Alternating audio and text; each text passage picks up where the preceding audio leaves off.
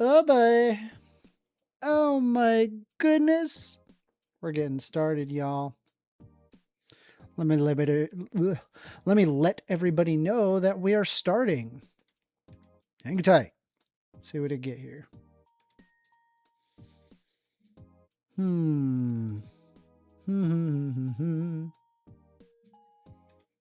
Just make sure that my channel is live and looking good. Taking calls. Taking live calls. 512. It says 512. Okay, I think we're good. Let me let everybody know that I am streaming lives. Lives, baby. Notifications at everyone. Streaming live and taking calls. Leon Brian Lowski says, hey, Joe. Joe? Joe?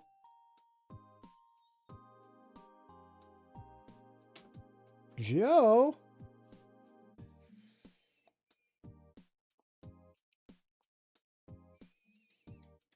Man, dude, I have been causing a fuss on Twitter. A bit of a row, a bit of a ruckus, if you will.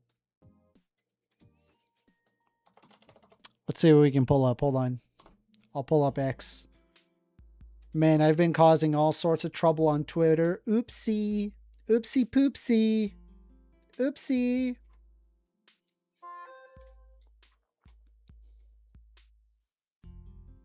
Tell you what. We got Anthony Blinken just donated $5 USD. Thank you very much. Whoa, what's that? Why is that happening twice? Why does it do that? I gotta figure out why it does that.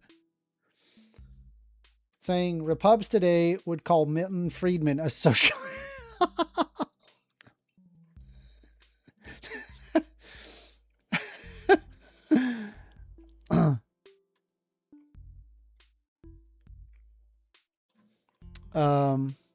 Let me take a look here.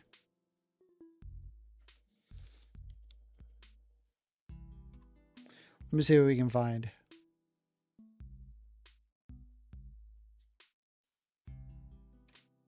Okay. This is always classic. The classic. The tried and true. Pulling up Twitter threads where they say complete nonsense. My next song is called Please Do Not Cut Off My Dick Because I Like the Color Pink. I got you, homie. I got you, homie. Don't worry. Hold on. Where is it at? Where is it at? Where's the tried and true image? Breaking news. Man invents fictional scenario and then gets angry about it. I don't know why. I don't know why they're like this. But they are like this. Let's see here.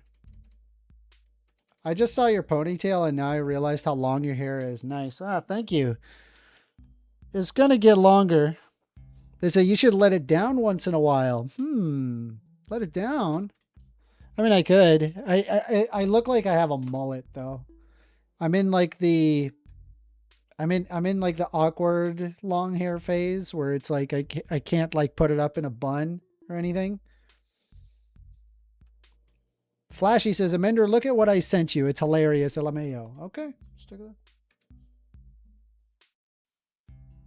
All right, let's pull up X. All right, hold on. Our podcast just hacked the home camera of Andrew Wilson, and this is crazy. Come on, Andrew, you can't even open a jar of fucking pickles? It's a jar of olives, Rachel. Just fucking open it. What is wrong with you? Will you shut the fuck up? Stop. Stop. You can't. The meme is too good. That is way too funny. It's olives. It's been olives the whole time. Why does nobody in this house listen to me? You weak sack of shit. You're weak as... Dude, I love the AI. That blows me away. That AI is so good. What the hell? Of all three men I have been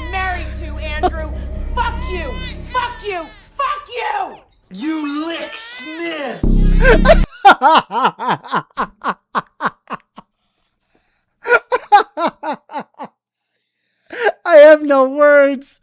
This is so good. Holy crap. Thank you, Flashy. Oh my God.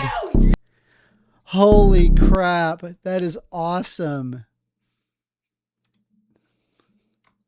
This is goddamn legendary.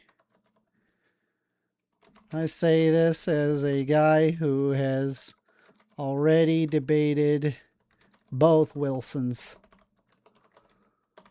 Follow for more. No, just to sit both Wilsons. There you go. That's freaking awesome. Great work. Great work, Flashy. That is legendary. By the way, how are you guys doing? We're just starting the show. So it looks like that we're actually going to be starting a there's going to be another apparently another debate with Kent Hovind. Yet another one. Isn't that right? Isn't that wild? I can't believe we're getting to do another one. It's going to be great.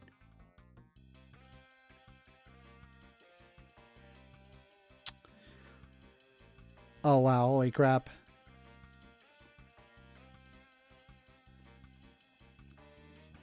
Let's see what we got here.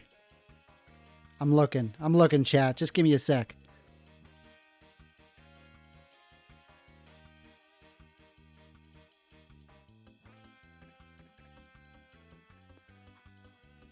Let's see. Base God Flashy says today. No, thank God, not today. Holy cannoli.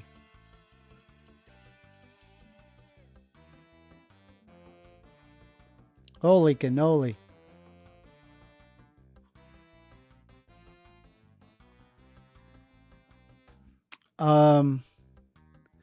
Let me take a look at some of this stuff.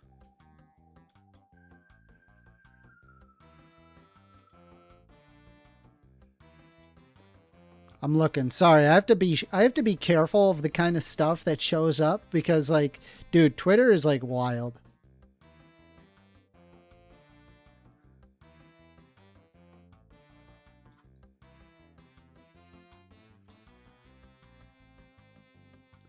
All right, hold on.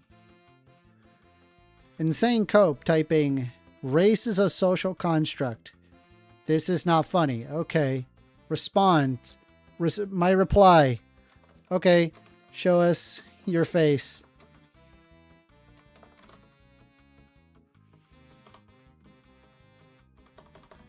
And stop hiding behind little Pepe memes. Why do they all do this, by the way? Just out of curiosity. Why do they all do this? That's a genuine question. Let me see what I can keep looking for here. I'm trying to slowly wokeify Twitter. We're gonna bring back the woke. Flashy says, I want to ask him why the Nephilim have never been found fossilized. If he is a Bible literalist, he believes that they walked the earth. Would he say that they just haven't found it yet? LOL. Yeah, probably. I don't know. I have the list of questions, the debate Kent Hovind notes. I have them here. Leo and Brian Lowski says they are hashtag keyboard warriors. Oh, bro, every time. They cannot have a discussion. It's not possible for them to just... In fact, we are taking calls, by the way. Phone number is 202-998-5218. If there's something that you guys would like to discuss, feel free. I do have a list of hot takes in the description. If you guys want to take a look at that and then have a discussion about any of those topics, or if you have your own topic that you would like to discuss, feel free to just call in. I'm an open book. I'm ready to hear you out. Let's see here.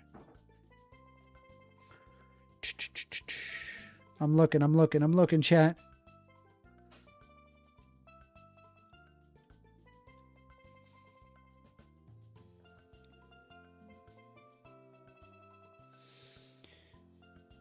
All right, so we got here. You are not our president. That's okay. You're not our residents. Remember when they said they would go for illegals only? Yeah. Well, now they're going for, now they want to go for you too.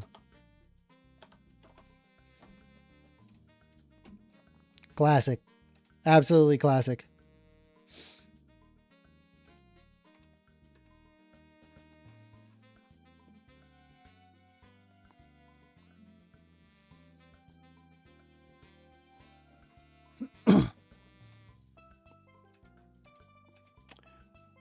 We are taking calls, y'all. Phone number is 202-998-5218.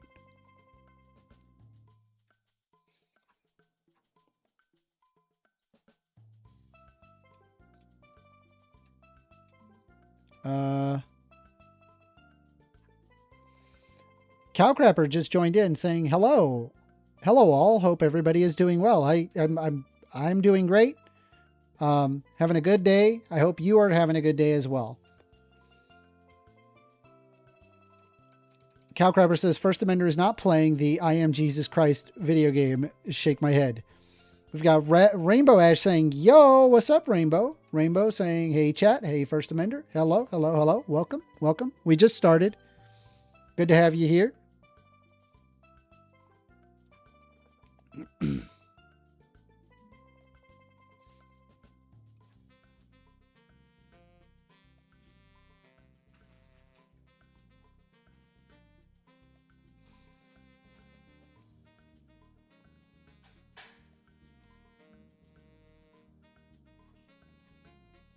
Let's see.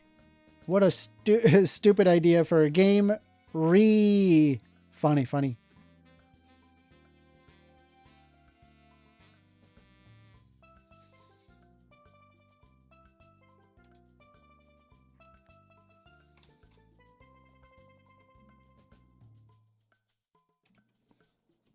Let's see. Jake Lang, January 6th, political prisoner. Lovely. Saying, I have just successfully burnt the Quran directly in front of the largest mosque in the entire Western Hemisphere. Go the fuck home, Muslims. Burn, baby, burn. I wonder how you would feel if Muslims did the same thing with the Bible. Maybe tone down the rhetoric, perhaps? We have a separation of church and state for a reason. You know, I feel like I'm preaching, you know, to a brick wall. This is not going to work at all for anybody. Regardless of me giving genuinely solid advice.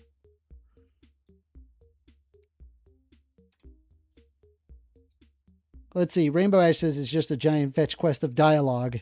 So for the Jesus Christ video game, it's funny.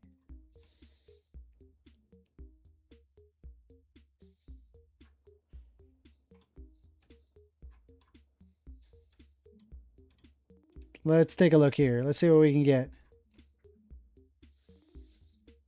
Oh God. I just saw some Epstein pictures. Yuck. Yuck. I saved you guys from that problem.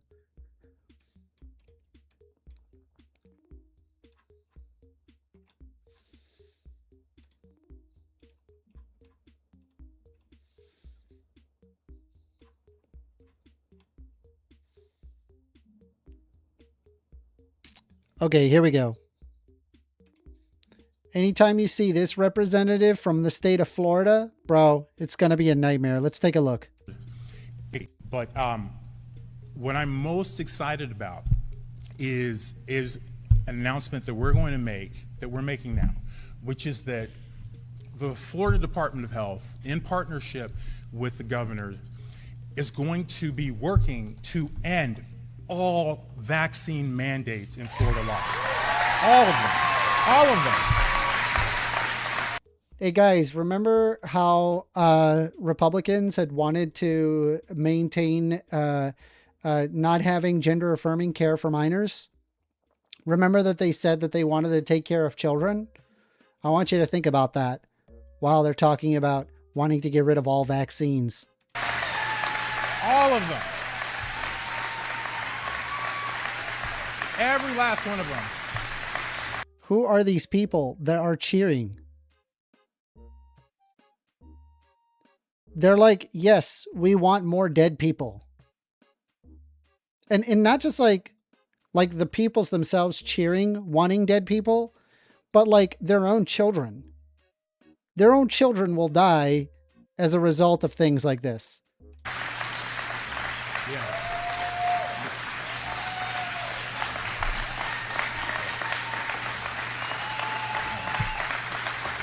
Yeah. Every last one of them.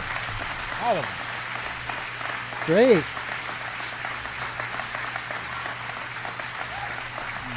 I got you, homie. Don't worry. Every last one of them.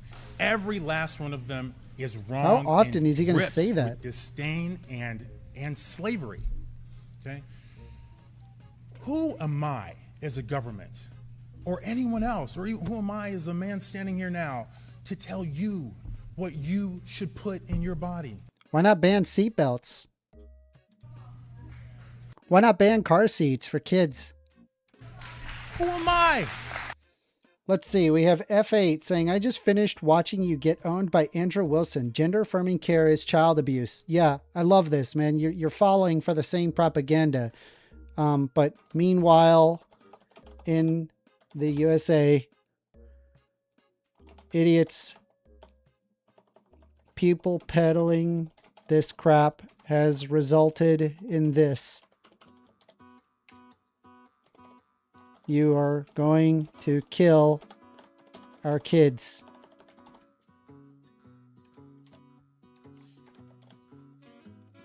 Yeah, so you can see here's the yearly measles cases getting a sudden bump. And it's not an insignificant bump either. It's because of the recent anti-vax positions that people have been holding. This is also in the case in the state of Florida. You can observe right here. My state, there have been a sudden increase of cases. Same thing in South Carolina. Same thing in Texas. I remember that there was a Republican who said, there was a Republican who told me, well, it's because of all the foreigners we're bringing into the country, as if viruses and bacteria really give a crap what country you come from. I think they're just going to infect you one way or another, right? The problem is all the anti-vax crap that we've been peddling. That's the issue. Corn on Jacob says, wow, this is pathetic. Oh yeah, totally makes sense, bro. Hey man, I'm taking calls. If you want to call in and have a discussion, we can do so. I'm always willing to have a discussion with you. Phone number is 202-998-5218. I hope to hear from you if you're listening. But it's pretty sad to see that we've got this idiot running the health department in the state of Florida, and it's ultimately just going to result in more deaths. It's really a shame. Let's take a look here. Let's see what we can find.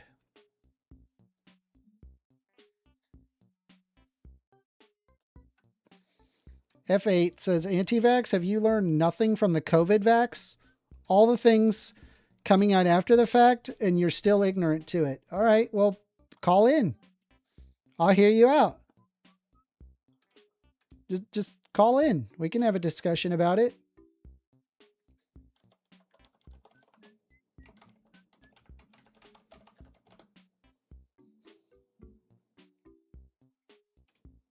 Yeah.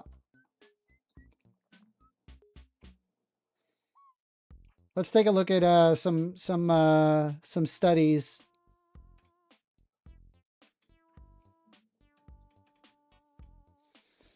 Let's see. F8 says, this is why you have 7 people watching, and after all this time, you're not good at this at all and have 0 personality. Yeah, don't care. Then why are you watching me? Just leave. Why not just call in? I'm working in. I can't call in, but I'd actually love to. You can't take like 5 minutes?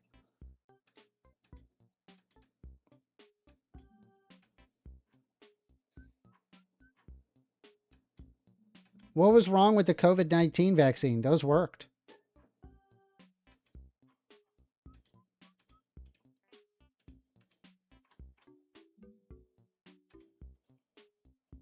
Here. I mean,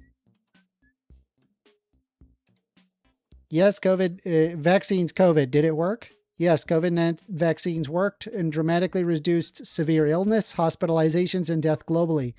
While they became less effective at preventing mild infections as the virus mutated, studies confirm that it prevented millions of deaths and continued to provide high protection against severe outcomes. The first year of vaccination alone, vaccines prevented an estimated 14.4 to 19.8 million deaths globally. Unvaccinated individuals have been shown to be at a significantly higher risk of death compared to those with primary series of boosters. While initial protection against the infection was high, effectiveness wanes, necessitating updated annual boosters to maintain protection, particularly in older adults. 2023-2024 vaccines reduced the risk of critical illness among older adults by 67% in the first 2 months, according to the CDC. mRNA vaccines instruct cells to produce a spike protein that triggers an immune response rather than introducing the virus itself, noting researchers of the National Human Genome Research Institute. The most up-to-date vaccine recommendations always consult the CDC's website. So, no, it's the other way around. You guys are the ones that are in the... We have AM Sile saying, 1stAmender, you're a fucking hero, bro. Thank you. Thank you. Appreciate that. F8 says, how long will you be on for? I will be on, I don't know, maybe 3 or 4 hours. Usually they run about 3 or 4 hours. 7, 8, 9, 10. Yeah, about 3 or 4. Yeah. Yeah. Cowcrapper accurately saying vaccines have saved an untold number of lives. F8 says the side effects of the vax stop being confirmation bias. That's also incorrect. We can pull up COVID-19 myths if you want to see. Here, we can even pull up specifically, does COVID-19 cause heart problems, blood clots, or stroke? COVID-19 vaccines are available in the U.S., do not cause blood clots. COVID-19 vaccines are not linked to a higher risk of stroke. The benefits of COVID-19 vaccines outweigh the risks in rare cases of the heart problems. Hold on. Just making it more readable for y'all.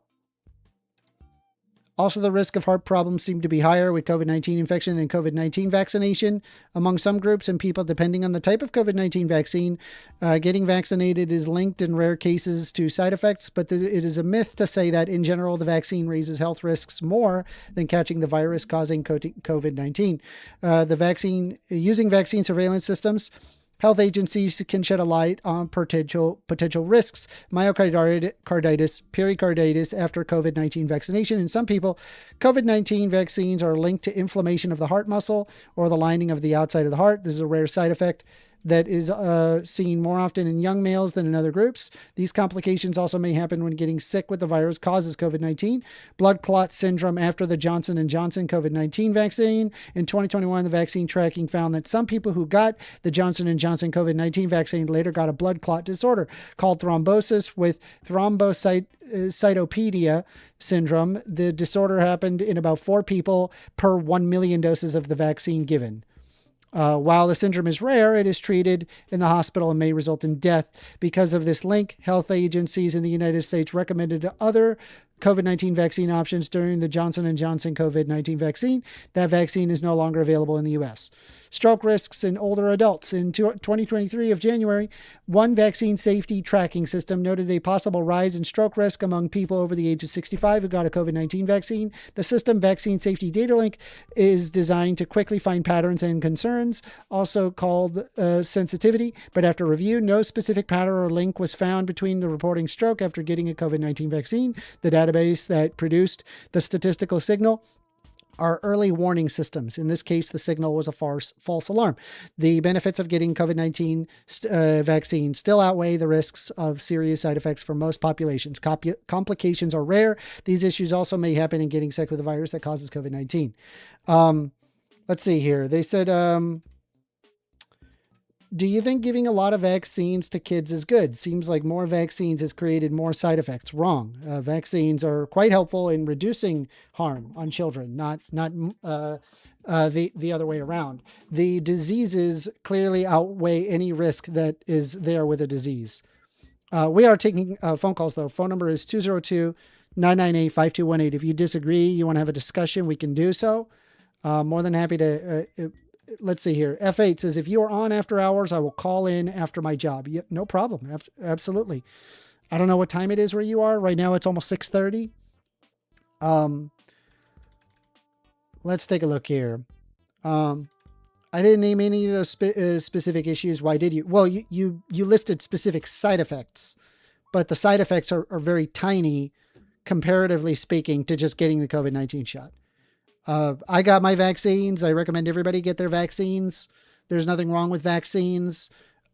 You bought into propaganda in saying that there's something wrong with vaccines. It is the other way around, not people that argue for getting vaccines.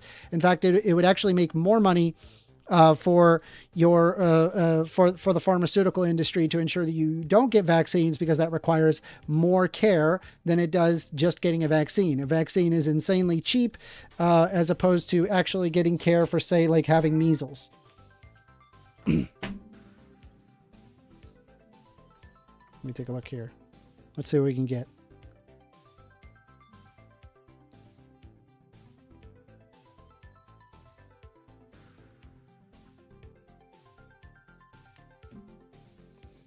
Let's see here. Sloppy Seconds says, do you think that there's a correlation with the increase of vaccines to the increase of autism, or do you think it's the food?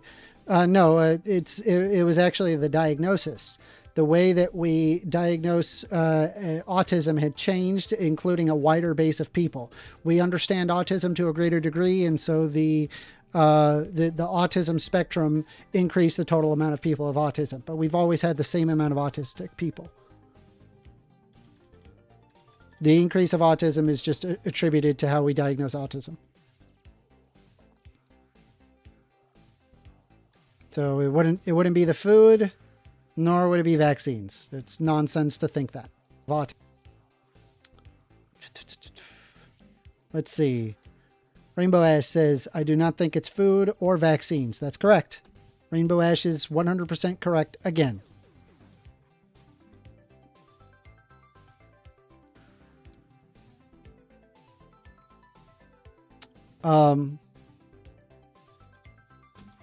Let's take a look at some further tweets.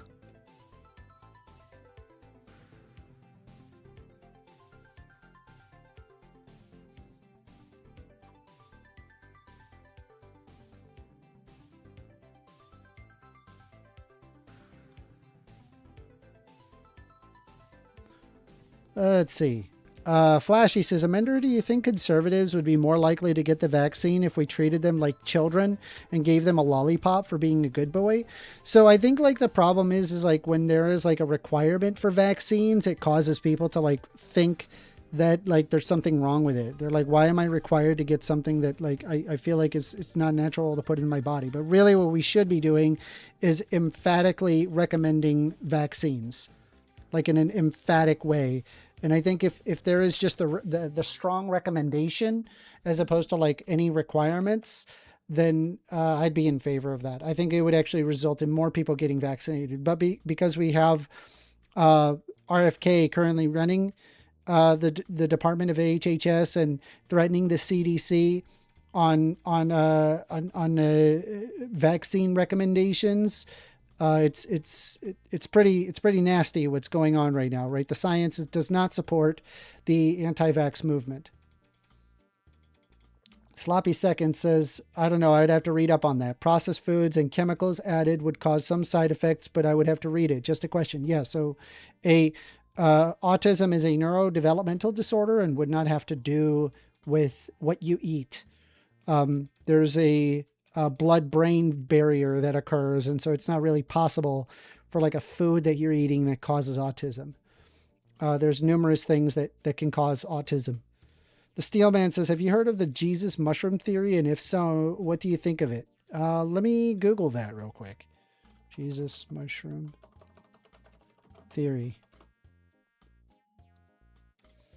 Okay, so take it with a grain of salt because this is just an AI overview, but it says here, the Jesus mushroom theory is a controversial hypothesis proposed by philologist John Marco Allegro in his 1970 book, The Sacred Mushroom and the Cross. He argued that Jesus was not a historical person, but that a code for the hallucinogenic mushroom Amanita muscaria.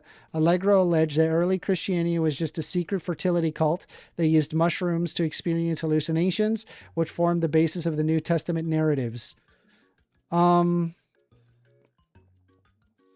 Critics argue that Allegro's philosophical methods were flawed and that his interpretations ignored substantial historical evidence for the existence of Jesus of Nazareth. Yeah, I think that likely Jesus was a real person. I just think that the current understanding of Jesus and like all the miracles tied to him is not substantiated. A really good example of this.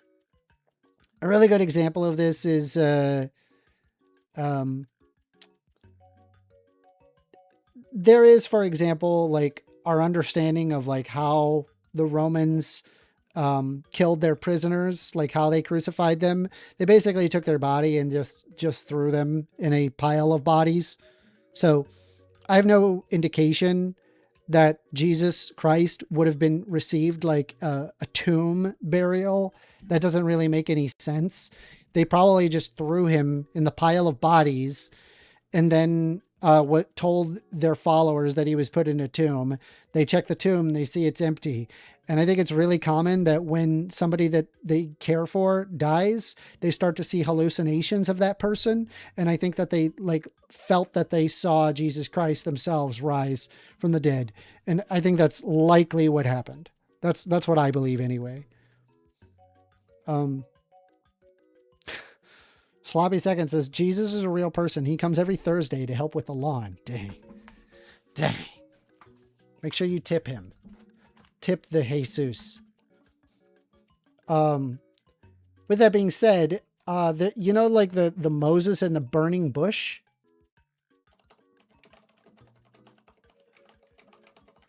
Hold on.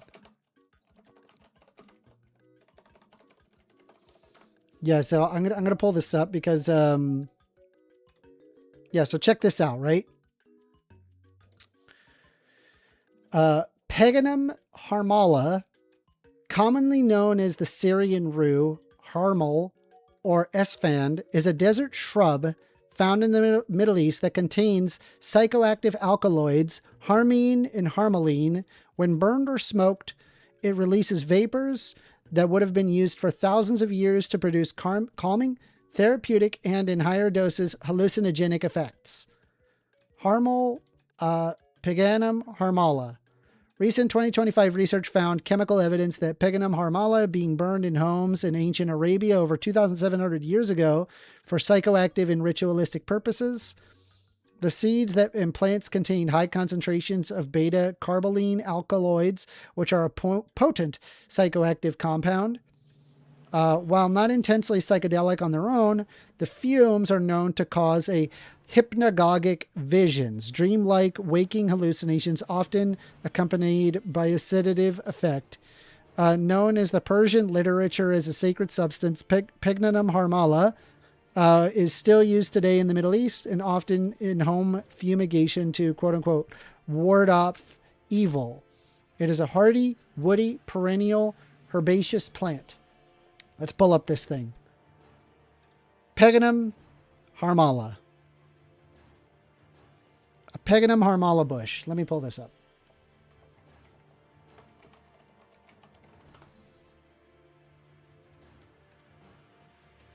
So, let's get this straight. A burning bush? Burning bush? Anyone? Put two and two together. What do you think is more likely, right? Moses having literally spoken to the creator of the universe and given rules, or this bush was burning and he breathed in the fumes? It exists in the Middle East. It would have existed where the ancients of the time would have existed. So why not? By the way, I'm pretty sure that Moses didn't exist.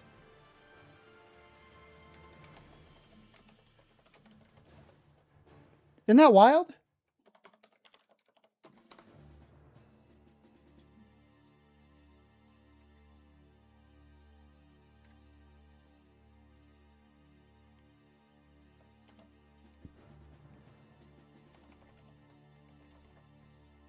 Let me look here. Hold on.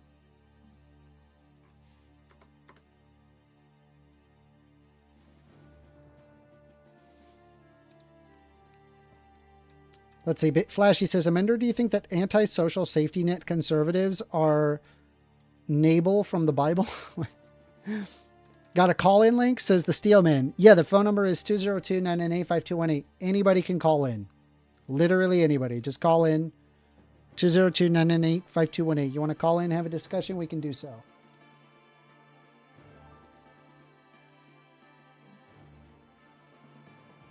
But I genuinely think that the whole burning bush thing, I think it came from this plant. I just think it's too convenient, where it's like, hey, this one plant in the Middle East literally causes the thing that Moses saw.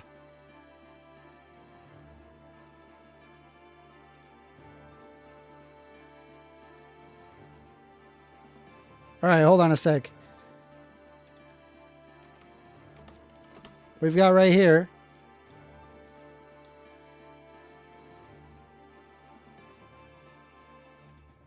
Guy says, Dems advocate bullying. Also, E. Kellum. Aerospace Guy 84 says, yeah, you're either a bot or a failure.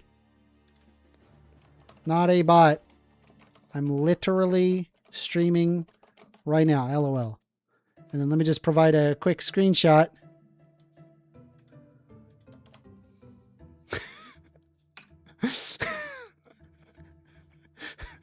I'm a monster on Twitter, chat.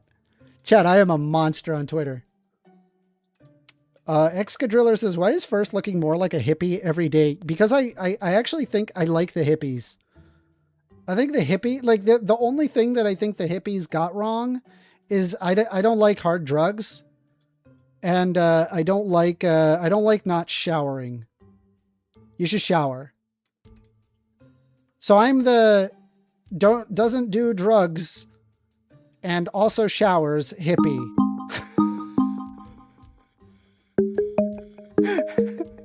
All right, here we go. We're getting a phone call. You're on the line with 1stAmender. All right. Hey, 1stAmender. This is the Steelman. Can you hear me okay? The Steelman. How you doing, Steelman? Oh, yeah. Awesome, dude. I loved your interview with, interview, so to speak, debate with Kent Hovind. What was your favorite part? What did you like? Not to put you on the spot. Well, no, well, I've always been a big fan of Kent Hovind, actually, for like several years. I mean, no, hold on. Do you like him for like the lulz, or do you like him because you think he's correct? Well, actually, for a long time, it was because I thought I'm not saying I disagree with him right now or anything like that, but I'm saying, yeah, I agreed with him, but I thought your debate was probably the best, or a really good one, like probably the best one I've seen, or at least, I've seen him do a bunch of debates, Well, that's great. But usually, yeah. Were you convinced? Because I went at it in a different angle, right? We went after the biogeology of it. Yeah. And I'm sure it was connection. It was kind of funny, but I did notice more. It was like a lot of ad hom. He leaned on ad hom and stuff, which I obviously, it's funny. Like if you're like making a lot of like real good actual points, but it wasn't like didn't feel like that, Mm-hmm. And it's not even funny for making real good points, but I mean, I could see that. But if it's just like your point is to make an ad hom and make that stick, and then that's not. I noticed that a few times. Again, I love Kent Hovind, God bless him, and everything, and I'm sure he's got a lot going on. But anyway, I don't want to dog him. I know, like he was outside of his studio, and he was doing that entirely from his car, so he was kind of at a huge disadvantage there. Yeah. But you kept him on his toes, and I could just tell he's thinking, gosh damn it, this younger generation is getting too smart for me, man. I'm like, I got to retire, Yeah. With all the AI and shit. I'm not saying like that, but I'm just saying like we have more access and stuff. I mean, all I did was just pull up a biogeography crash course. And so I learned as much as I could about biogeography in that moment. And so understanding like that Laurasian Gondwanan distribution kind of explained the overall diversity of species. But sadly, I neglected to talk about, I guess, the abiogenesis portion, which he wanted to see like the origin of life itself. And it's like, there's varying hypotheses, but none of which are. Well, sorry to interrupt. But that's actually reminded me of, that's actually what was the really funny peak of it, was when you got him on the rock. You got him on the rock. I'm not, no offense again to him, but the whole rock thing, Oh, yeah. Where I said, where he said, you think the man made from a rock. And I said, but wait. Yeah, I've heard him say that. That is what you believe. In fact, it says it right there in Genesis 2:7, where it specifically states that God grabbed man from clay, or they grabbed some clay and breathed life into it. So he's the... Yeah. Yeah, and then he started backpedaling and shit, which was fine, but... Just thought that was funny. And by the way, right, abiogenesis at no point makes the argument that we came from rocks. Abiogenesis says that we use the minerals from rocks. And where does minerals come from if not from rocks? And honestly, I don't want to straw man like Kent. I'm sure if he's probably like, he's got a good explanation for a lot of stuff. And the thing is, here's the thing, what I loved about him though. I did go to the university, and like, as I studied anthropology, and part of that is you have to study like evolution, and they make you like study what they call bones, but like Kent Hovind teaches, and you later find out they're not using any bones, they're just using casts, or what they call casts. So it's all just like, there's a lot of faith in that. Well, they can't use any bones because you're talking about million-year-old fossil remains, that they are not bones literally. They are the rocky remains, the mineralized remains of where bones once were. But there are no bones there anymore. It's already degraded down into nothing, and it's just grooves of rock. And so typically what you would do is that you would create a cast of the rock,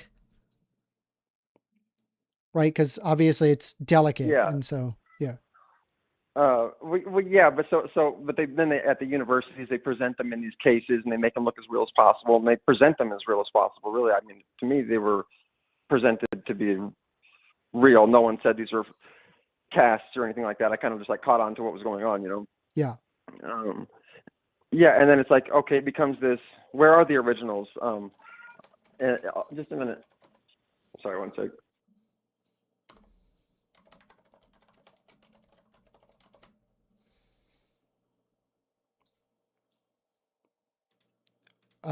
For his answer on where are the originals, it would depend on the location. It would depend on the fossil itself.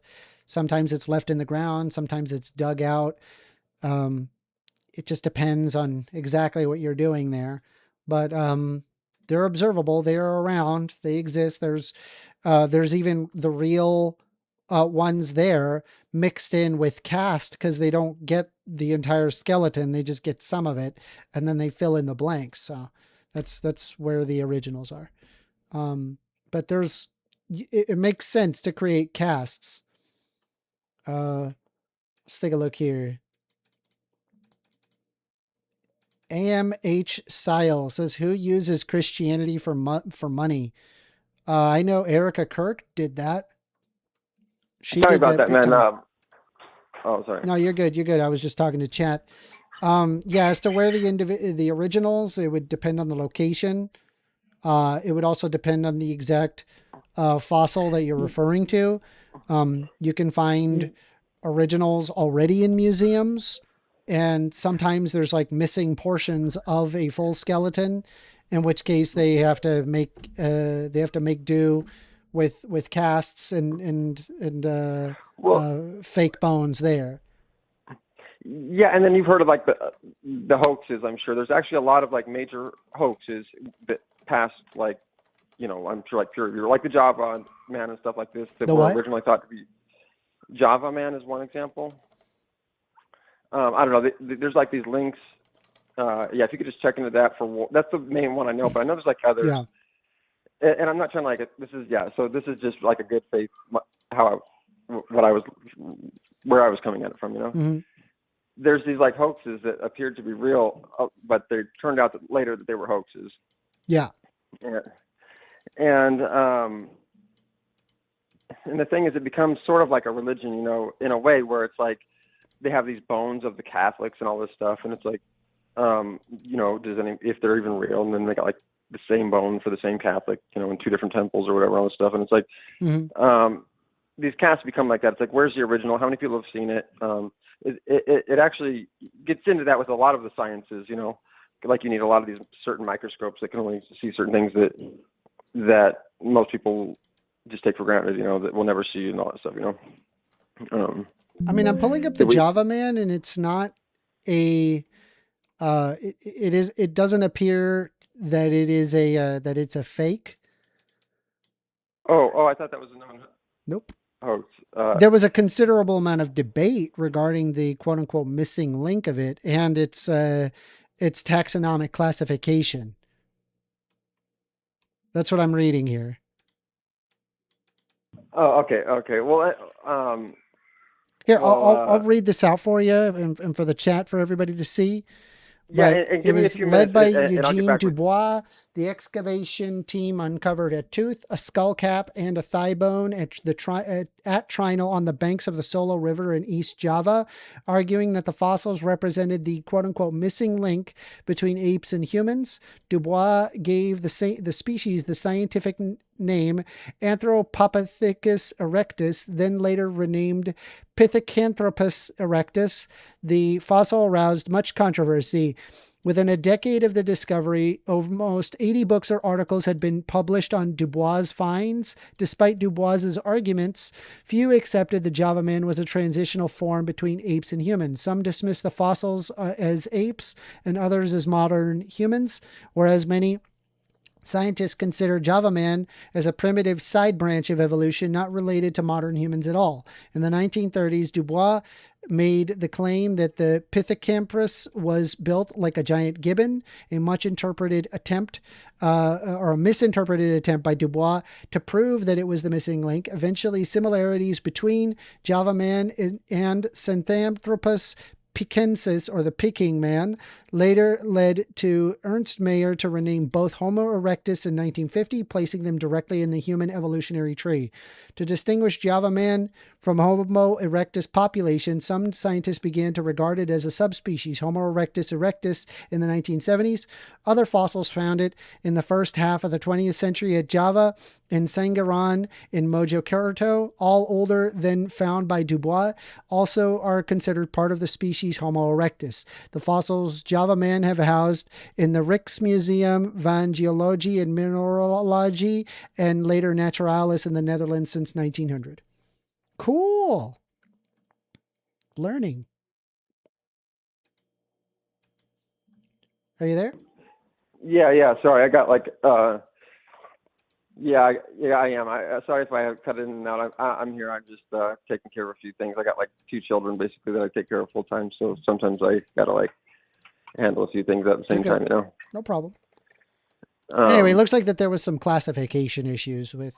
Okay, Java. so yeah. Okay, so to be fair though, if you want to like look into it real quickly, since you don't seem to mind, like, are there known, you know, hoaxes besides the Java Man then? Like that have resurfaced, you know, and in archaeology, for example, and especially like older archaeology and probably even modern, but like for example, not even in this, in like the Piltdown Man, I think is what you're talking about. Well, I'm not even focusing on any particular ones. I'm saying maybe not Java Man, for example, but I think there are some, right? And so my point being is just that like, I'm not exactly sure the links of evolution, how scientific that is, how orchestrated it is, or manipulated, or possibly faked it is. And even in Egyptology, you know, like the way they date the pyramid, you know, and they assign it to that certain pharaoh from, you know, the earliest of you know, the dynasties of Egypt. You know, like the Great Pyramid and all stuff, because of I mean, take for example, if you look at like Australopithecus afarensis, that species is found thousands of times. There we have thousands of fossils of Australopithecus afarensis, despite that, you know, a lot of like young Earth creationists, they like to just link to entirely Lucy and not realize that there's a much larger sample set than they're saying. Okay. Well, okay, yeah. So I'm not like here to. I actually came on to agree with you originally about like So where I was going with this is, have you heard of the stone ape theory? Heard of the stone ape theory? No. Why don't you tell me about it? Okay, so this goes into this very holistic view. Okay, so let me back up. Like I said, I'm a cultural anthropologist, but I also focus on anthropology of religion.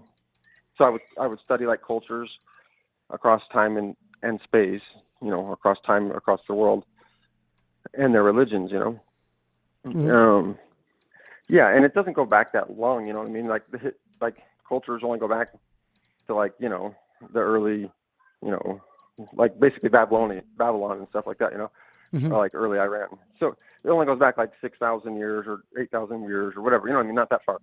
It's not that much to study. It's a few major cultures where rose and came. They all have these basically the same symbols.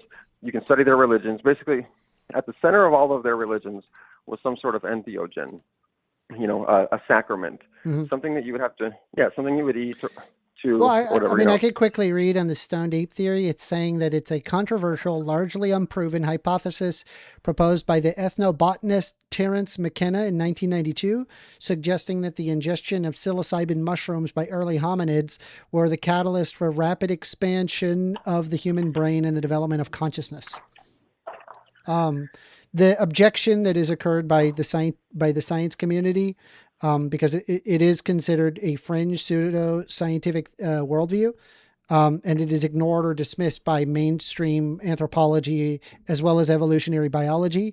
The argument is that there is no direct evidence for that claim, and that acquired behavioral changes such as tripping cannot be directly inherited genetically, which is a good point. Although if you look into, I have more dialogue with it and ask it if you incorporated that into your diet over a long-term consolidated lineage, what type of changes you would see, and you would actually see these evolutionary traits of like longer planning skills, and those are like longer-term. I mean, traits. if you like ate really good food, that wouldn't like put genetically, I guess.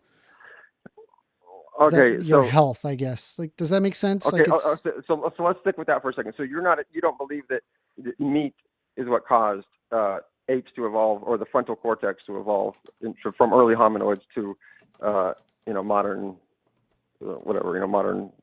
I'm not sure. I am aware that there is there's a working hypothesis. Mind you, I said hypothesis, not a theory. There's a working hypothesis that they feel that it is likely due to actually a bacteria that ate away at jaw muscles, which resulted in only hominids that had receded jaw muscles, which left a large gap along the sides of the cranium, which enabled the brain to grow substantially. I could pull up like old hominids where you can see just the size of the jaw muscles.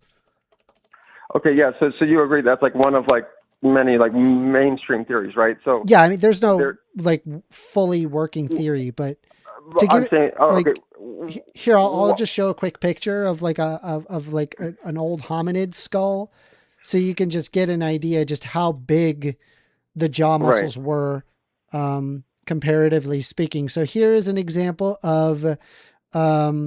This is actually just a gorilla, but if you observe right here along the gorilla, you can see just the absolute size of where the jaw muscle is. I don't know if you guys can observe that, but let me see if I can actually, I think I have an app too. Hold on. Draw on. All right, go ahead. Talk. I'm sorry. Well, no, I want to ask you. So what's funny is they'll teach in the universities that they think some of the they have a few different theories, like eating meat, like or like maybe they say cooked meat or whatever. Like I don't know what it is, but something with meat. And then it's like the throwing arm. You heard that one, I'm sure, right? Sorry, what? I don't know if you've heard this stuff. Yeah, they're pretty bad. The mainstream theories are that we started like throwing or something, or we got like a throwing arm, or like I don't know, like you started throwing stuff, and that's what led to. Okay. So you're with me that those are so bad that you wouldn't even. Yeah. You're like, what? Okay. Anyway, so I'm showing right here. You can see this is a the side of the gorilla skull, and I'm just drawing to show you like this huge section here where it's like it's basically a receded portion of the brain, and by there not being a muscle there, it just enabled the cranium to grow larger, a lot larger. Okay. Anyway, sorry, go ahead. No. Yeah, I haven't heard that one. That must be like rather new or something. I would imagine, right? I don't know if it's new. Let me actually pull it up. There may be an update to it. I mean, yeah, that sounds interesting. Yeah, I'm sure there's like a lot. There was like a lot going on there, you know. Like, well, I mean, I'm sure nature works clearly works in miraculous ways. So I wouldn't doubt if something like that was going on as well. See, this is why you don't trust me for information. It's saying human brains tripled in size over 2-3 million years due to a combination of environmental challenges, social complexity, and a necessary high energy diet. Key drivers include the need to adapt to climate change, developing tools, managing social interaction supported by a genetic mutation that boosted neuron production. Let me see. Social brain hypothesis, dietary shifts, tool use and fire, genetic changes, gradual. Is my muscle thing in there? see, the ones I'm giving you were all the mainstream ones, right? And they're all pretty bad, right? And I don't think they're bad. No, I think these are fine. These are fine. Okay. If you go with the mainstream ones that we all just listed, here's the thing. They're like, well, making fire and making tools is what led to evolution. It's like, hold on a second. Okay, and have a conversation with this guy later if you get a chance, you know. But first of all, fire and evolution don't spark, or fire and tools don't spark evolution. They're the product of it, right? So it looks like that there's like a brain size increasing, but it's like really, really slowly. But you can see right here, it says it's from 6 to 2 million years ago. During that time period, early humans began to walk upright and make simple tools. Because we were making simple tools, brain size was increasing, but only slightly. Okay, so the thing is, here's the thing. This is the piece that I think merges everything together. It merges Kent Hovind and the evolutionists and everybody together, right? And it is actually the Jesus mushroom theory and the stone ape theory combined, you know. And I'm almost positive that there's a lot of truth to this, and it's that, you know, that early humans in whatever stage they were in, and there's, you know, we can get into like the Sahara Dryas time period or something like that. Can I just ask you a candid question? Sure. Do you just like to do psychedelics? No. So actually, the thing is, and if you look into this more, you'll realize that you're actually not taking it as seriously at all. Listen. I'm not saying that it's false. I'm saying it's a fringe theory, and I'm gonna, I'm gonna follow whatever the consensus is. But okay, I'm just having a little fun with you. I'm not trying to make fun of you. I'm really not. So I actually haven't done psychedelics in over 5 years, and really haven't done much in 10 years or whatever. You know. I'm sorry, I didn't mean to put you on the spot. You've been so far a pretty friendly guy, and I don't want to make you feel like that. Well, the other thing is I'm here to attack you.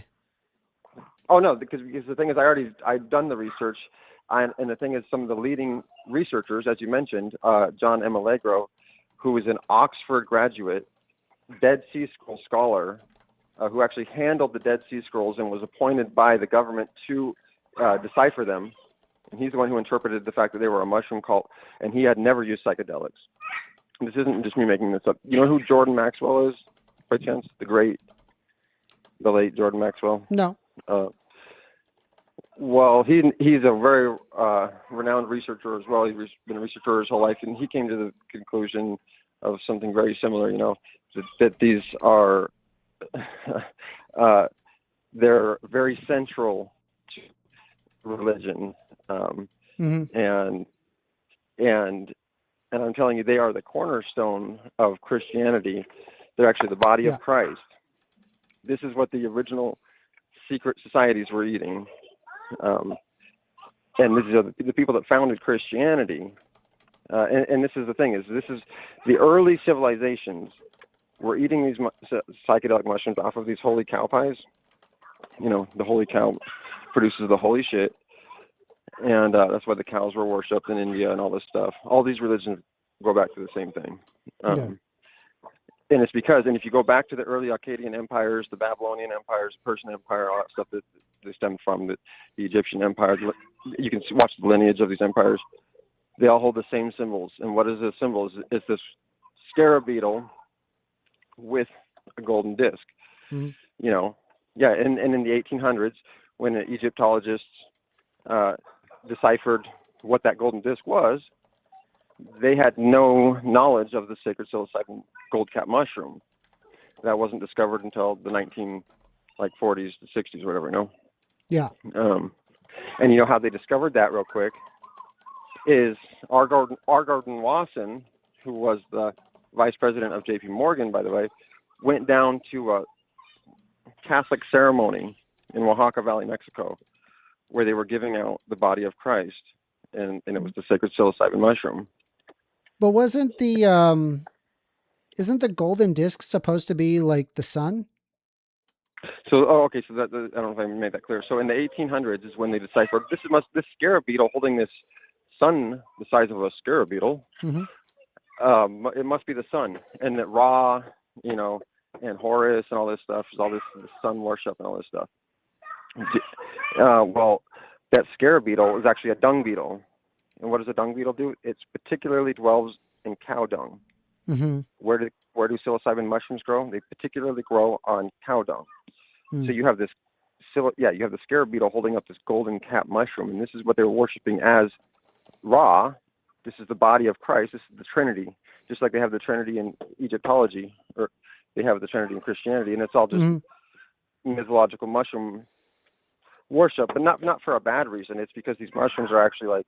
I'm going to pull up just from Britannica. This is the Egyptian symbol of the sun. It's saying that it is an important symbol in the form of the dung beetle, which lays its egg in dung balls and fashioned through rolling. The beetle was associated with the divine manifestation of the early morning sun, Khepri, whose name was written in the scarab hieroglyph and who was believed to roll the disk of the morning sun over the eastern horizon at daybreak. Since the scarab hieroglyph Khepri refers to various ideas of the existence, manifestation, development, growth, and effectiveness. What is going on with my speech today? The beetle itself was a favorite form used for amulets in all periods of Egyptian history. So it does appear that it's referring to the sun, I guess it's also a dung ball, but they're drawing a comparison between the dung beetle moving a dung ball across the sand to the sun rolling across the sky.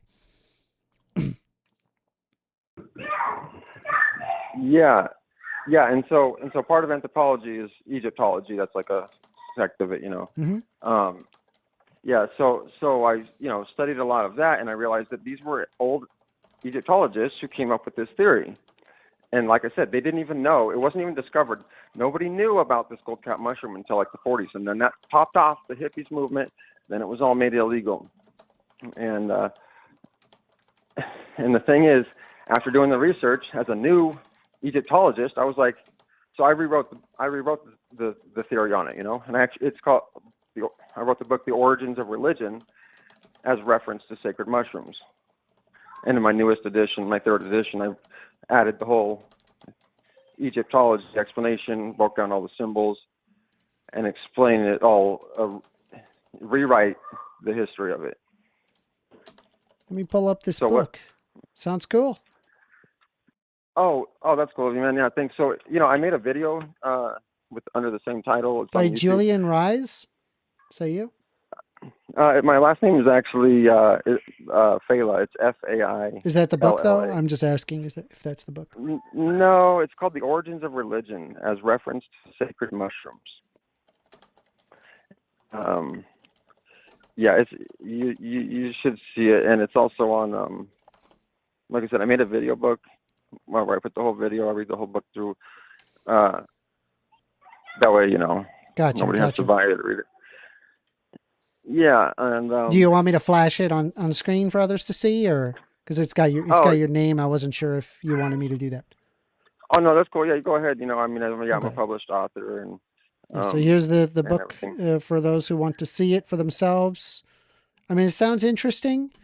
I Let's see. guess like what I would need to see is like, in order for me to be convinced of your working hypothesis, is there would have to be some sort of evidence that shows it. And currently, based on the scarab beetle, I mean, it appears that Britannica was referencing that there was a writings on the scarab beetle that specifically was referring to the sun. But I appreciate your call. Okay, yeah, man. I suggest you check into it more, because it would actually answer a lot of people's questions. So I appreciate you taking my call, man. Thanks. Absolutely. Thank you. Have a great day. All right. Bye-bye. Bye. All right. Anthropology and religions from mushrooms.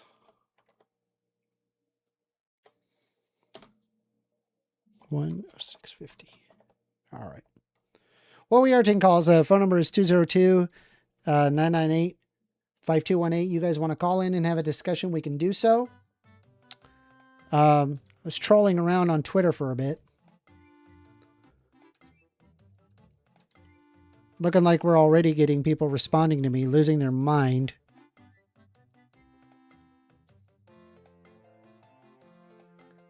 Let's see here.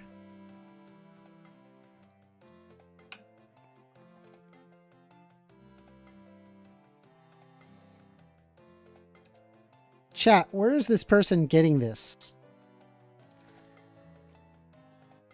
I says, you all claim to be for the children and... Ooh, phone call. You're on the line with 1stAmender. Yo, Mender, it's Flashy. What's up, Flashy? Give me 1 second, okay? Yeah. Let's see. What would you like to talk about? I wanted to ask you some questions about the Supreme Court. Sure. Yeah, I just wanted to know if you think that the Supreme Court, whether it's state Supreme Courts or even just the overall federal Supreme Court, or all of it, if you think they're too political and not objective enough to the point where they should have term limits and probably like a maximum age before they're forced into retirement. Well, I'm not sure what would be effective, but I do think they are too political. I think it has gotten to the point where the will of the people is not being met, and instead people are ad hoc throwing a challenge at the Supreme Court, and then the Supreme Court makes it rule despite the fact nobody voted for it. That's actually, I think, what happened with Ron DeSantis regarding like the what is it? Gender studies, I think specifically for kindergarten up to 3rd grade. And at the time that seemed quite reasonable, because it's like, why are you teaching gender studies for kindergarten up to 3rd grade? Let kids be kids. And, the left-wingers were seen as very, I guess, they were seen as not reasonable at the time. And what ended up happening was right after that got passed, Ron DeSantis then immediately went to the Supreme Court and simply arbitrarily changed the number from 3 to 12. Yeah. And so he just banned it throughout, and nobody voted for that, by the way. 0 people voted for that. That was entirely just like a 9-0 ruling, like Supreme Court decision in the state of Florida, where they just did that arbitrarily. So I agree with you. It has become too political.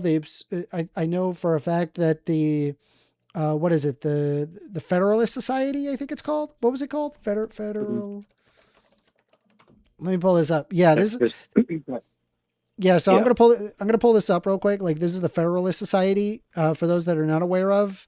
But basically, the Federalist Society is a conservative libertarian legal organization that advocates for a textualist and originalist interpretation of the United States Constitution. I would even argue the concept of originalism, because the founding fathers thought that amendments could be, amended, as opposed to now where they feel that it is, it can never be amended and it has to stay the same. And the founding fathers are perfect forever. Anyway, Right. as a result, there have been numerous, Supreme Court justices. It says here, of the current 9 members of the Supreme Court of the United States, at least 5 are current or former members of the organizations: Brett Kavanaugh, Neil Gorsuch, Clarence Thomas, Samuel Alito, and Amy Coney Barrett, which are like the most hardcore right-wing people. So this is a very, very dangerous group of people where they legitimately want to like enforce a specific worldview. And a lot of the times it's like a Christian conservative worldview. And they've done everything in their power to get as many people, both local, state, all the way into the Supreme Court, elected to enact their right-wing viewpoints. So I agree with you. It's gotten way too political. Yeah, it definitely has. Like, I'm trying to find out like what could change it though. Like, a lot of people would say like maybe the founding fathers had like a flawed system going on, like in mind. Because I did hear before that like the original founding fathers, like, or at least maybe just George Washington or something, they didn't even like the concept of political parties existing because they felt like it'd be like too divided and politicized and all this stuff, instead of actually trying to get, make the country better. Yeah. Which is an interesting point because, I'm of the opinion that you should have either a one-party state or a no-party state. So I think they had kind of the same logic as me there. But, I don't know what they could have thought, the courts could have ended up as, because obviously a judge is going to have a political slant, right? So lifetime appointments it's just a strange thing to do, in my opinion. Yeah. I think like, I think you're on the right step, like for sure. Like term limits would be a really good one. It looks like that demandjustice.org is saying an 18-year term. I even think that's too long. Yeah. What about 10 or something? Yeah. I don't know. I would have to look at this and then figure it out further. But like, I don't know, seeing people like Justice Clarence Thomas saying, "Hey, we want to ban gay rights access to, to marriage, for example." And I'm like, bro, what is wrong with you people? You guys are crazy. Yeah. I mean, they wouldn't have elections, right? They'd be like either reappointed or something, or flipped out, I guess. Sorry, repeat. Oh, no, I was just saying, like, their term limits would probably have to be higher than, like, the Senate, right? I don't know. The Senate is 6 years, but Yeah. Yeah. I think I've heard you make this argue about the courts before, when people were arguing. This was like a while back. They were like, one of your callers was arguing about like trans issues in the courts and all this stuff, it was like they were trying to say something about like, comparing Biden to Trump, and you pointed out that like Trump had like one of the best successes that he was able to do, especially in his first term, was he appointed like record level of judges at like the state and local level. Yeah. Well, he did.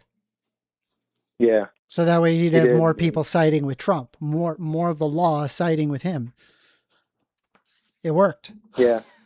And he picked like straight up loyalists too. Like, yeah, just like the most hardcore loyalists. It's insane. Yeah, like it's crazy to think like there are judges right now serving that are election deniers Yes, for like 2020 election. That's fucking crazy to me. that is crazy. I agree with you. I think that there needs to be a severance from, the executive to the judicial, which is inherently what our founding fathers wanted to begin with, right? Because they realized that this could get corrupt. So I think we need to reestablish that severance, however that severance be done. Yeah. Well, I'm interested to see where things go because I don't know if you've been following the gerrymandering redistricting thing going on. I have. Yeah. Yeah, I heard like was it the Virginia Supreme Court or whatever? Like they, like pushed away, like they stopped the ability to redistrict in Virginia, even though the people of Virginia voted for it. Even though the people in Virginia voted for it, and on top of it, they wanted to do that redistricting in areas that are predominantly black, disenfranchising black Americans from voting. Remember when, black Americans were saying, they were in favor of Donald Trump, saying that they would go after the illegals, that they would go, no, they're going after you next. You're next. You are in the, your voting rights have been lowered and curtailed as a result of what the Supreme Court has done. So that's where we're at with it. I actually heard that New York has a similar issue because Andrew Cuomo, when he was like governor or whatever of New York, appointed actually pretty conservative judges. Yeah. And they weren't allowing the redistricting to heavily favor Democrats. So they're just randomly basically forced in Republican districts in New York when there really shouldn't be. Yeah. Well, it's very similar so to yeah, I was gonna say that's another hit to the moderate type of Democrats because there's no reason to play ball with these people, on the other side, because they're not going to do that with you. Speaking of which, can we just talk about how much of a hypocrite Justice Clarence Thomas is? Oh yeah, he is. He was attacking progressivism, right? Well, so Justice Clarence Thomas, he was able to get into Yale because originally Yale was a whites only school. It was not allowed for there to be blacks or black people to be in Yale. And shortly after that, the Civil Rights Act was passed. Justice Clarence Thomas was literally one of the first having access to Yale. Mind you, right? I do believe that Justice Clarence Thomas is an incredibly intelligent person, but I just find it highly ironic that there he is serving in the Supreme Court as literally a representative of DEI, and then subsequently sinks down DEI as ultimately a racist policy. I guess that's my concern here. Yeah, it's totally nuts. Imagine if I thought you were talking about his recent speech, because he also made a recent speech where he said progressivism is the most dangerous thing in the country right now. Oh, I don't know if you saw that. Cool. Yeah. Glad to know. Maybe you can look it up later on, but yeah, it is a pretty funny fucking speech. So yeah, AWOL it's totally bizarre. AWOL is saying, now wait a minute. We're talking about the 1stAmender, talking about a black man he doesn't think should be in the position he does that makes him racist. He's talking about, so it doesn't matter who you are, white, black, brown, whatever. If you did not go to an Ivy League college, then your chances of getting to become a Supreme Court judge drops like a rock, precipitously. And so if Justice Clarence Thomas was one of the first black people to be allowed into Yale, an Ivy League school, then it would have enabled him to become a Supreme Court judge. But if he never got access to Yale, then he would likely not be a Supreme Court judge to this day. So there's the logic there. Anyway, I appreciate your call, Flashy. Oh, I was gonna say real quick. Did you know Clarence Thomas is also married to a white woman? Okay. I don't have a problem with that. No, but the reason I'm bringing that up is like that basically tells you that he probably won't vote for overturning which law was it that like allowed you to, or that ended like the miscegenation laws or whatever. What is it are you saying the law that enables black people and white people to get married? Interracial marriage, yeah. Yeah, so he probably won't vote for that one. But I bet you Loving all versus the other Virginia. conservative judges Dude, would. I freaking hate how late that is. Yeah, what is it, like the 1960s? 1967, bro. 1967, bro. That is not a long time ago. You know, you always hear this stuff and you're like, that was a long time. I'm like thinking like 1920s, 1930s. That was like 100 years ago, bro. 1967. Yeah, It my says grandma here, was born in 1932. interracial marriage so was she already legalized in her 30s. nationwide in the USA by the Supreme Court ruling Loving versus Virginia, which declared all state-level bans on interracial marriage or anti-miscegenation laws unconstitutional. The ruling held such prohibitions that violated the 14th Amendment equal protection and due process clauses establishing marriage as a fundamental right regardless of race. That is wild. That was 1967. Yeah. That is terrifying. I hate that. Thank you for reminding me of something that I absolutely hate. Thank you. Yeah, bro. All right. Specifically how late it took. Dude, I'm like thinking like 1890s. They were like, okay, black people can marry white people. No, way later. Like, no, way later, bro. Holy crap, dude.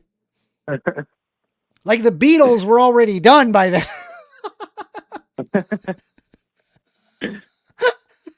Yeah, like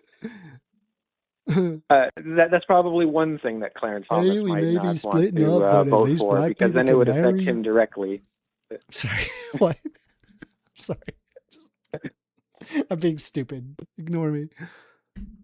It's all good. Yeah. Anyway, thanks for taking my call. Appreciate it, Flashy. Have a great day. Yeah, you too. Bye. 1967. I did not know that. That is crazy. 1967. 1967. What am I even supposed to say about that? Like, what? That is so late.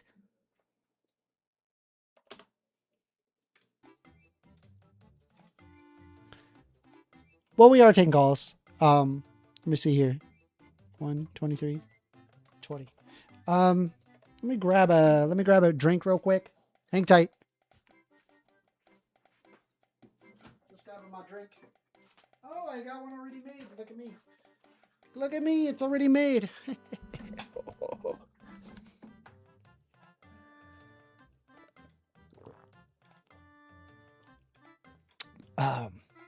We are taking calls. Phone number is 202-998-5218. You guys want to call in, have a discussion, we can do so. Says here, 55 says women could not get their own credit card or bank account until 1974. That, I knew that one. That is a wild take. That is wild that that's even a thing.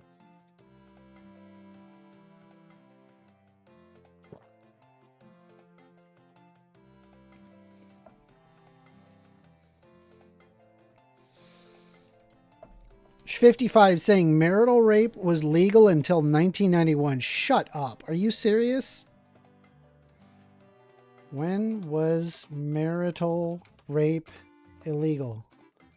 USA. Man. Marital rape became illegal in all 50 states by July 5th, 1993, while Nebraska was the first state to criminalize it in 1976. That's too late. Legal marital exemption, sometimes called the husband's right exemption, existed previously, allowing spouses to avoid rape charges prior to the 1970s and early 80s, depending on the state. Bruh.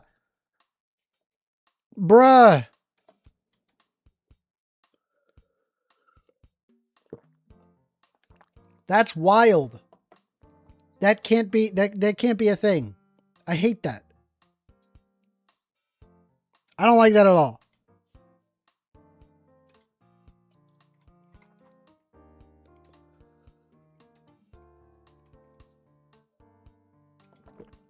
So chat, we are taking calls. Phone number is 202-998-5218. If you guys want to have a discussion, we can do so. If not, why don't we do some more trolling on Twitter? Wow, trolling on Twitter. Trolling on Twitter.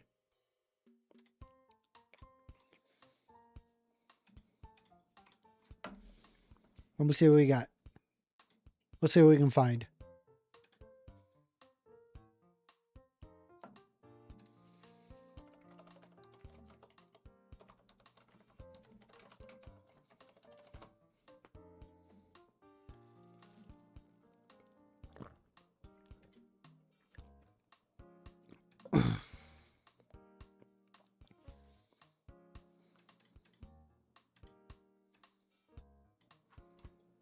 Let me take a look here.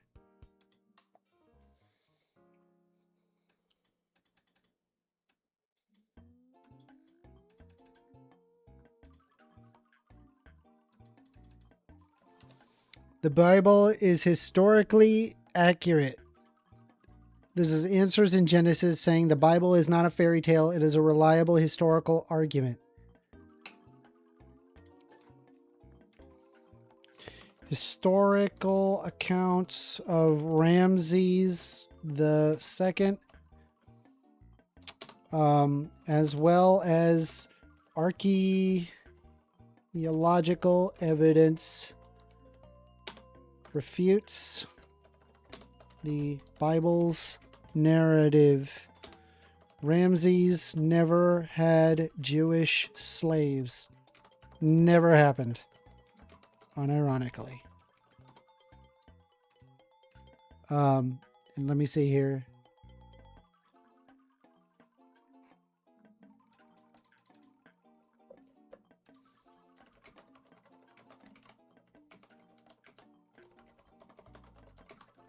Let me pull it up. Hold on. I'm going to make sure I'm coming from an academic source.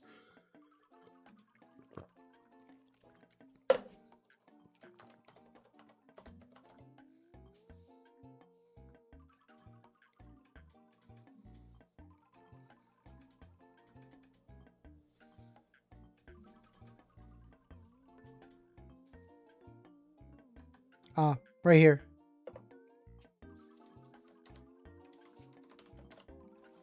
Yeah, so, and I'll go ahead and share this, but basically, they were not slaves in Egypt, and it's basically just, it's just false. There's historical record of this. There's multiple historians that analyzed the Ramses II account, to the idea of the Bible's narrative that there were Jewish slaves. There were not Jewish slaves. Base God Flashy says, Amender, have you heard of the poop problem regarding Noah's Ark? Yes. Apparently it's a lot of poop. Problem, lots of poop. Solution, it never happened.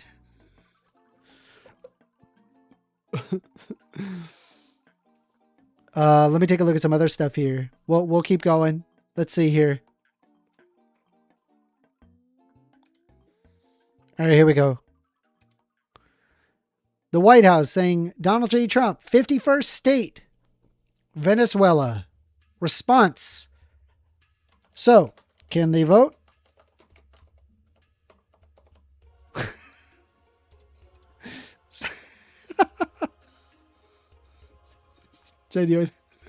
Genuine question.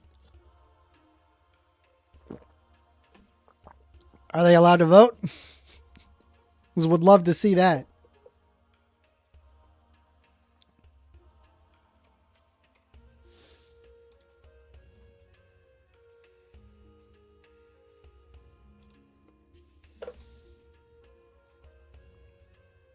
Eric Hovind, which is Kent Hovind's son, saying Christianity, as in Goku, and Hinduism is on the floor.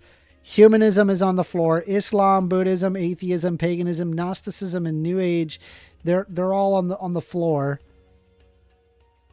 Let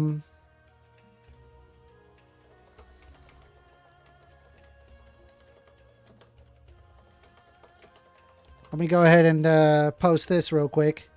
Just give me a moment.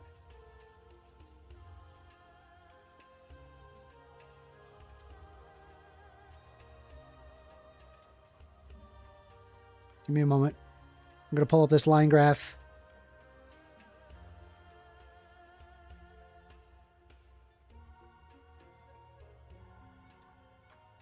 Hold on. I got to find it. Where the heck is it?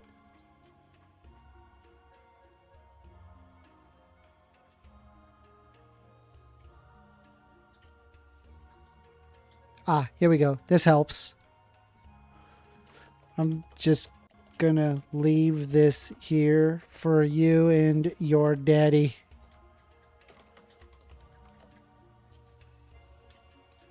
Three adults have left of a religion for every adult who has joined. You could see 1.2 joined, 1 Muslim left, 1.1 Muslim, 1 Hindu joined, 1.3. Anyway, for every Christians, 3.0 or 3.1 are leaving for every 1 adult has joined. So, yeah, apparently Christianity is on the decline. So, too bad, so sad. Too bad, so sad. Flashy saying Venezuela is apparently becoming a state before Guam and Puerto Rico and Washington, D.C. That's terrifying. I hate that. I hate that.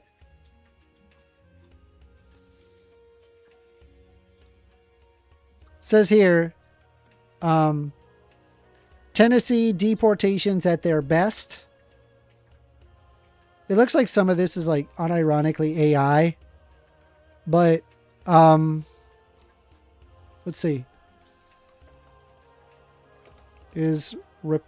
Tennessee is Republican held. So why do they have so much crime? In before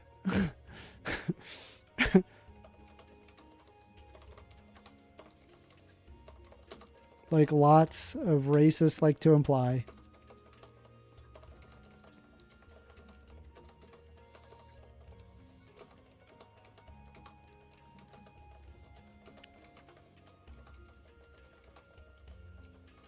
Actually, I don't need to bring that up.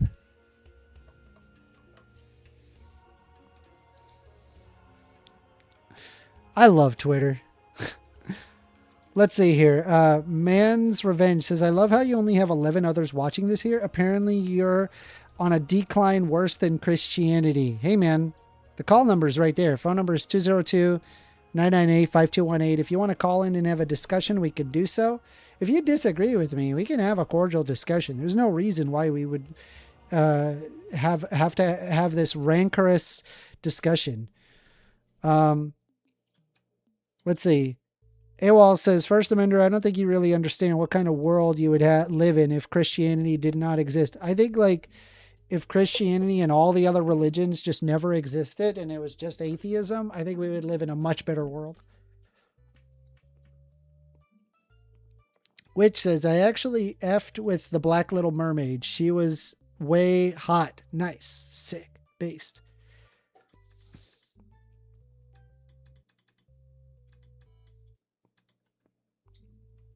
And just because I have very few watchers now, honestly, when I started this channel, I had no watchers. Precisely 0 watchers. The fact that I can now consistently turn on the camera and then I get watchers, I appreciate y'all very much. I really do. I appreciate it a lot.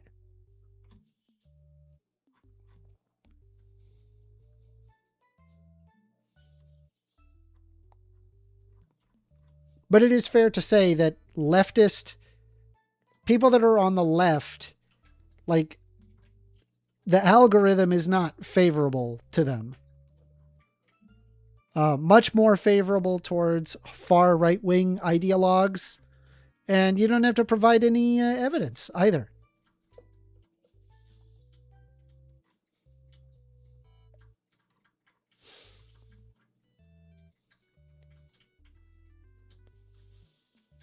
Let me take a look here. I'm looking for some stuff.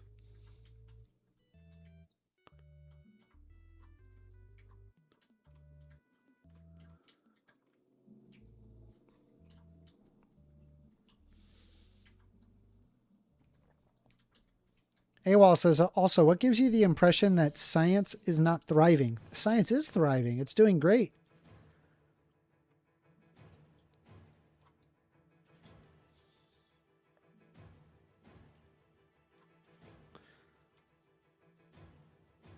Jesus. God, some of the stuff that I'm seeing on Twitter is like nothing but hate. It's not stuff that I could just show. I can't show it.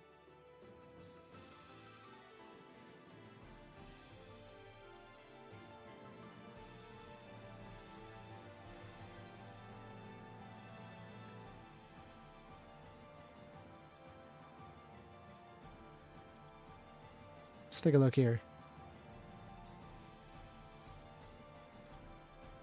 Ah, look at that. Dude, I did it. Check it out. I did it. All right. Since you said in before, we have to ignore the truth about black crime. Nice one, man. No, you just have to realize there is no allele frequency leading to a greater propensity of crime. However, socioeconomic factors are a strong determinant of high crime. Same thing in lead exposure, which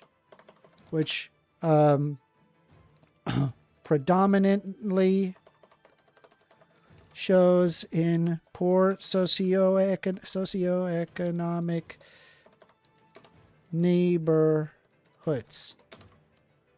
Just Google debunk me if you think I'm wrong. I swear, every time, dude. Every time it's the racist response. Every freaking time.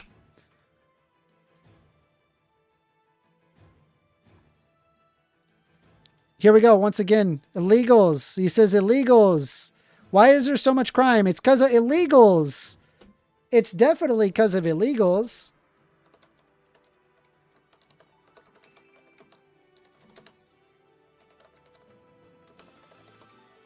Here, let me pull you out. Here.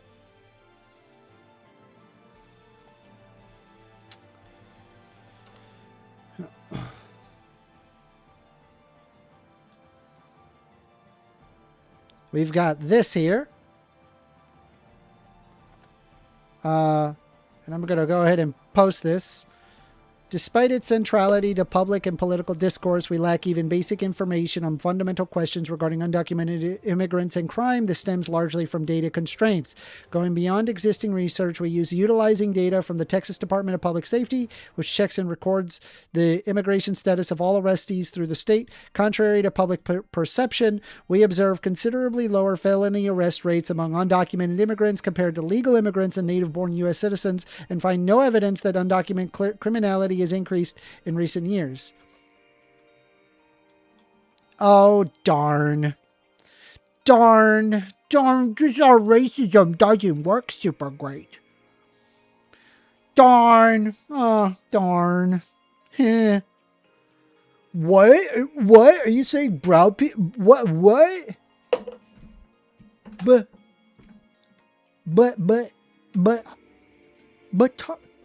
But Tucker Carlson, but the Charlie Kirk. But the Charlie Kirk didn't say that. The Charlie Kirk and the Tucker Carlson never said that. No, that's not true. Illegals are committing more crime because, stupid amender, because they are entering into the country, which means 100% of them are illegal. Checkmate, liberal. Confirmed. Checkmate. Now what are you going to do? All right, guys. Now let me help you out. Did you know that entering into the country illegally the first time, did you know that that is a misdemeanor? Yeah, it's a federal misdemeanor. It's not even that big of a deal. So the argument that this is done on the basis of that we want to curtail crime. I mean, really, what we should be concerned about is just all the misdemeanor jaywalking and all of the people that are speeding past 5 miles an hour. How many right wingers are just infuriated that they're going 5 miles above the speed limit? How many right wingers are like, oh man, dude, but you could just Google this, right? Go ahead and Google debunk me. Here, I'll show you. Watch.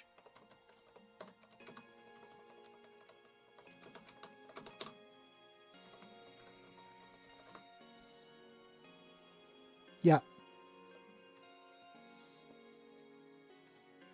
So it says here, classification for illegal immigrants depends entirely on the specific act involved. Under federal law, there is a clean distinction between the act of entry and the act of presence. Improper entry. Under the U.S. Code 1325, first-time offense of entering or attempting to enter the U.S. at a place other than the designated port of entry is a misdemeanor. Now, the re-entry, that's a felony. I'll grant you that. And then the unlawful presence, that's a civil violation. So, bruh. Don't even at me, bro. Why aren't you going after all these jaywalkers? Why aren't you going after all these dudes in the with their giant Ford F-250s with a "Don't Tread on Me" flag going 15 miles above the speed limit? Don't even at me, bro.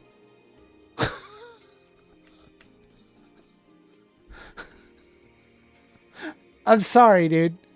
They don't care. It's literally about. It's literally about. Here we go. Look at this. We got another one. Look at this. We got another bite. More racism. I said Tennessee is Republican held, so why do they have so much crime? In before it's the blacks, like lots of racists imply it's a statistical fact. Yeah, and you may want to consider socioeconomic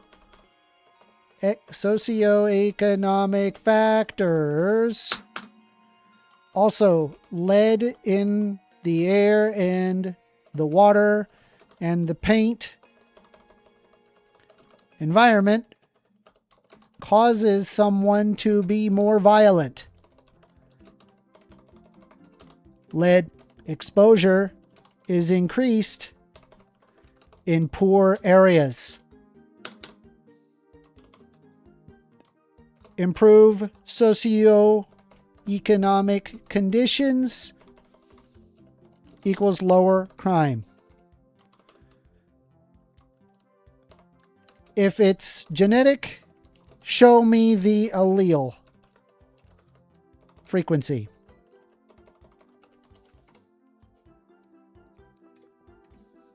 God forbid that I hold people's feet to the fire. It's always racism. They always do the racism. It's just stupidity. I mean, these people are like unironic troglodytes. These freaking knuckle draggers. They're just what go black people.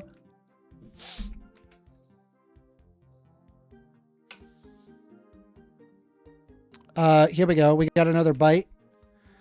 The American order. No, what I am saying is that if you use rationally, it ultimately boils down to it's my preference. Without a God, it's entirely impossible to ground your morality in anything objective. I'm not saying it's good or bad. I'm just saying what is.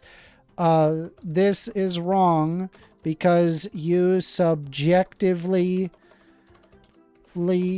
pick your God, and you also subjectively choose what rules to follow in whatever magical book you pick. For example, do you eat pork? Do you wear mixed fabrics? Do you eat shellfish? Do you cook baby goats in their mother's milk? You get the point. Yeah. Real classic. Real classic. Real classic. Bro, I love doing this. Flashy says, Amender, what do you think of a land value tax to encourage development? Not a bad idea. The thing is first making the racist arguments here? No, I'm arguing socioeconomic conditions. Reptile says, what is the theme today besides first making terrible arguments for illegal immigrants jaywalking? Wow, man. Wow. Literally zero comprehension of what I'm trying to say. Actually, zero comprehension. Would love to hear your argument, though. Here, let me pull up lead concentrations based on socioeconomic status.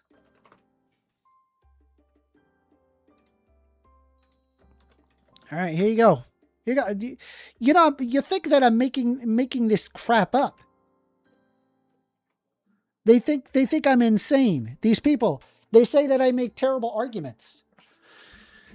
Higher lead concentrations are consistently linked to socioeconomic status, with children from low-income households in poverty or in lower-income neighborhoods experiencing higher blood lead levels and greater exposure risks. These populations often face higher risks due to older housing, deteriorated lead paint, as well as contaminated soil or water.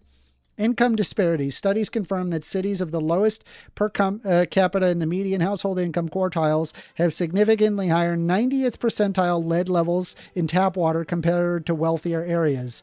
Children living in pre-1950s housing in low-income areas have a 0.5 to 0.15 higher odds of elevated blood lead levels. Lower socioeconomic status acts as a multiplier for lead toxicity. Children in lower income settings, 0.5.2, often experience more severe neurodevelopmental deficits at the same blood lead levels as children from higher income families, likely due to factors of like poor nutrition. Black segregated neighborhoods with these lower socioeconomic indicators are strongly associated with higher average BLLs in children. Lower paternal and maternal education levels are linked with higher mean BLLs. Lower intake of iron, zinc, and calcium, often related with lower income, is associated with higher blood lead levels. The CDC emphasizes lead exposure risk is not equitable, with a disproportionate burdens placed on marginalized low-income communities. What does lead exposure do to the brain?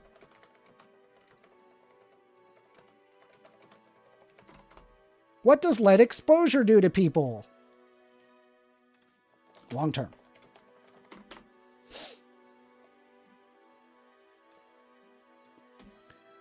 Long-term lead exposure causes permanent damage to the brain, nervous system, organs, resulting in irreversible cognitive decline, chronic kidney disease, cardiovascular issues like high blood pressure, and severe reproductive problems. It is particularly devastating in children, causing lower IQ and learning disabilities, while adults face chronic fatigue, memory loss, and mood disorders. By the way, did you know that this literally leads to people being more aggressive? Did you know that?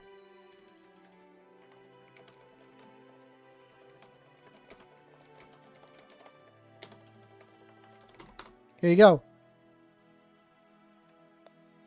Yes, research strongly indicates that lead exposure increases aggression, impulsivity, and antisocial behavior. Lead is a potent neurotoxicant that damages the developing brain, particularly areas responsible for impulse control, leading to long-lasting behavioral issues, including higher rates of violence and criminality in adults. The lead crime hypothesis proposes a sharp decline in crime rates in the industrialized world in 1990s and beyond after decades of increased crime can be attributed to the reduction of lead poisoning. Lead is widely understood to be toxic of multiple organs of the body, particularly of the human brain. Concerns about even low levels of exposure began in the 1970s, and the decades since, scientists have concluded that no safe threshold for lead exposure exists. The major source of lead exposure during the 20th century was leaded gasoline. The hypothesis argues that removal of lead additives from motor fuel and consequent decline of children's lead exposure explains the fall in crime rates in the United States beginning in the 90s. And so you can see right here, there is overall crime rates. If you want to have lower crime rates, decrease lead exposure in those that have poor socioeconomic conditions. There you go. I just provided you a legitimate way to reduce crime, and it doesn't imply that that weird racist condition. Prove me wrong. Prove me wrong. I'm right here. Phone calls 202-998-5218. I'll hear you out. Bro, you got to lower the lead exposure. Lower the lead.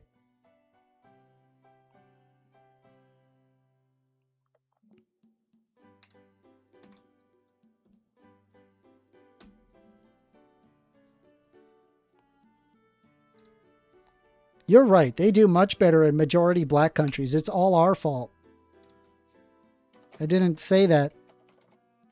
Also, embargoing countries make them poor. Like, what? All these countries don't exist in a vacuum. How do you spell vacuum? V-A-C-U-U-M? I think it's that. V-A-C-U-U-M. Yeah. God, these dude, they have to imply the racist implication. They can never just like agree, oh wait, yeah, maybe we should fix socioeconomic conditions so that way I could stop being a gross racist. Rational Atheist says, Rainbow, how old are you? Can't you comprehend that I don't want any talk? Just zip it. I'm just here for the empirical information, not the annoyance of an egotistical ... I think it's pronounced L-E-A-D? Pronounced? Do you mean spelt? I thought L-E-A-D, right? Lead. Lead. No, it's L-E-A-D.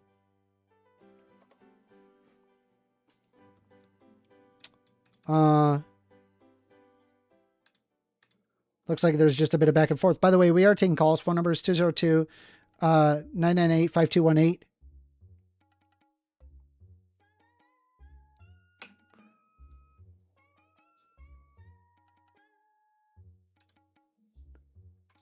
Their children regress to mean. Hispanics, which is the most immigrants, are about 1.5 to 2 times more prone to criminality and create lower social trust environments as a consequence. Source? Yeah, where's your fucking source? I provided my source. Where's your source? Where is he getting that information? Total nonsense.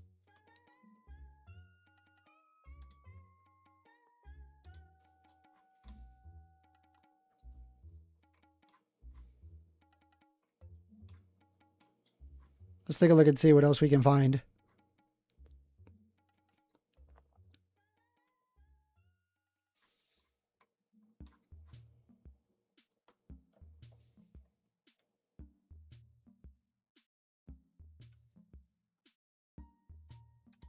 We got this guy here burning the Quran once again, saying the Statue of Liberty circa 2026. Don't give us hope.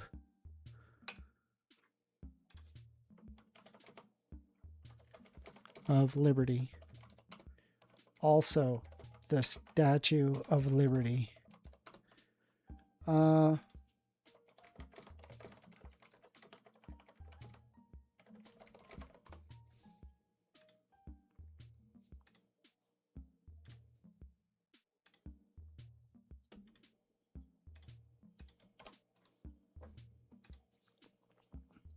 It says here, give me your tired, your poor, your huddled masses yearning to breathe free, the wretched refuse of your teeming shore. Send these, the homeless, tempest tossed to me. I lift my lamp beside the golden door. Classic. It literally, it's in the museum on the Statue of Liberty. I was there. I saw it. It's there. That was placed alongside the Statue of Liberty.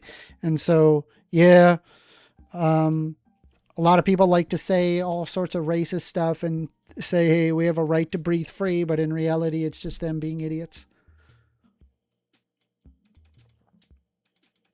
Let's see. Josian says, if someone did that with the Bible, he would be crying, I bet. Dude, 100%. 100%. They would be losing their freaking mind.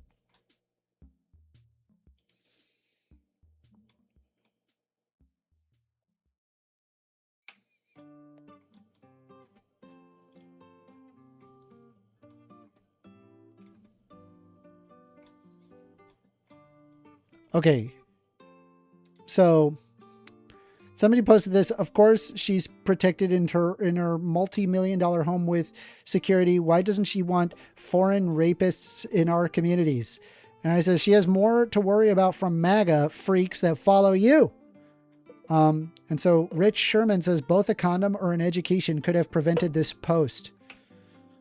Can't I just say the same thing about you and be just as correct?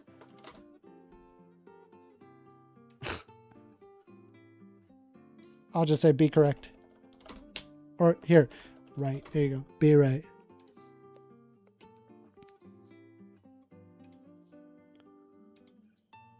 I don't want to burn my Bible. It's $100 Bible based. I mean, with that being said, it's disrespectful throughout, right? Like, I wouldn't want people to be going around burning Bibles. I mean, I believe in your right to do it. I mean, I guess I believe in the guy's right to be a douchebag, but you know, at the same time, it's like, yeah, probably not do that. Just, you know, I'm not saying, hey, let's have a law that bans you from that. I'm saying, you know, hey, don't do that. I don't really care if it's a Bible or not a Bible. It just doesn't seem appropriate to do that. It just seems to like make people upset and just, you know, creates further hatred.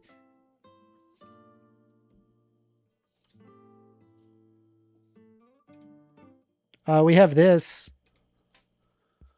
Hail Christ.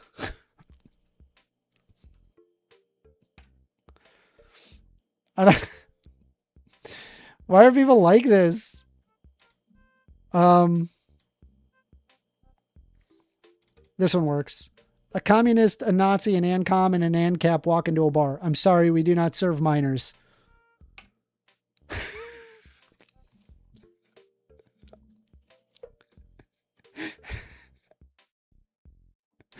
This is a funny picture, guys. Chat, you got to be honest. This is a good picture. I love this picture. Let's see what else we can find.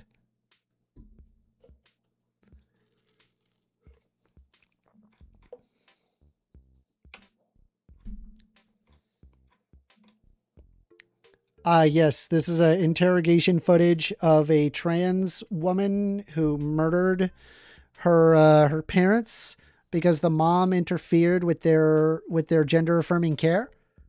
This is being done to foment hatred towards trans people.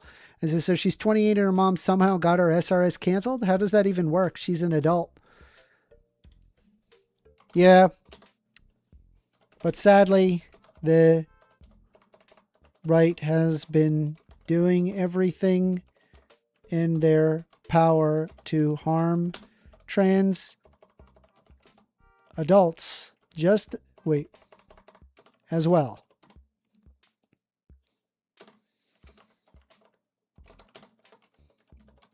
As reciprocal, as revengeful people will want to lash back out when they are being attacked societally. This doesn't excuse this psycho's crazy person's actions, but we need to tone down the rhetoric on trans people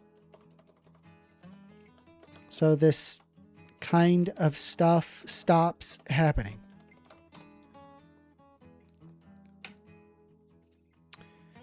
Let's see. James saying, first, you've officially lost it, bruh. I mean, if you want to give me a call, then I'd love to hear it.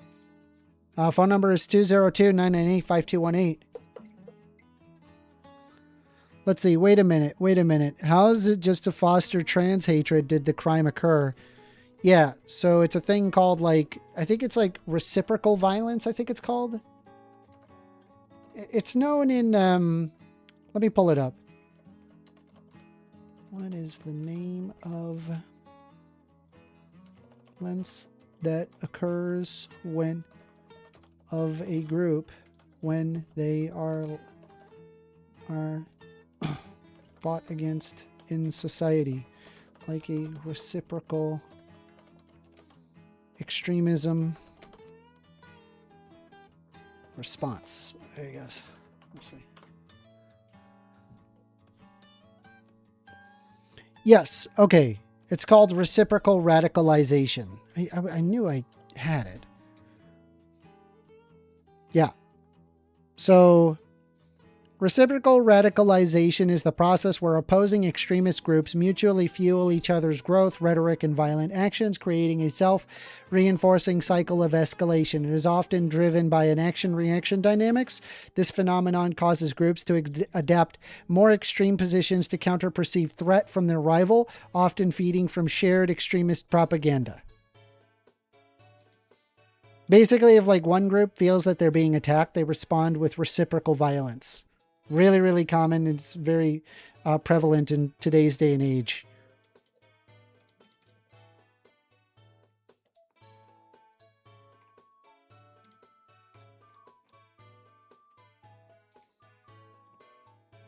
Come on to an original thought for once first.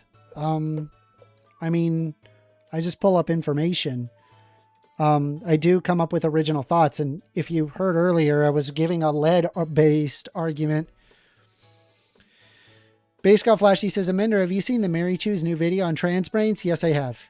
You make a brief cameo in the end. Yeah, I did. Yeah. I told her, hey, if you're planning on to use my footage, just at least like at me. Just at me. Like, what's wrong with you? At me, bro. What are you doing? What is this? Hold on. No mutual. Who the hell is this? Ignore.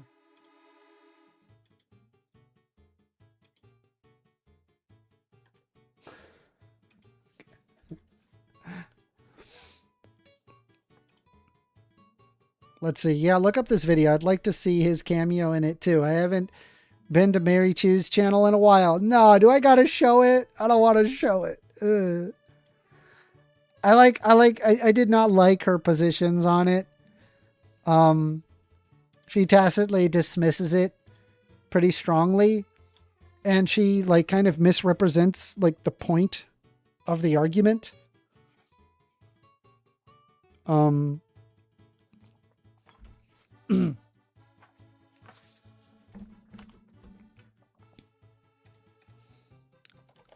Let's go back to trolling X.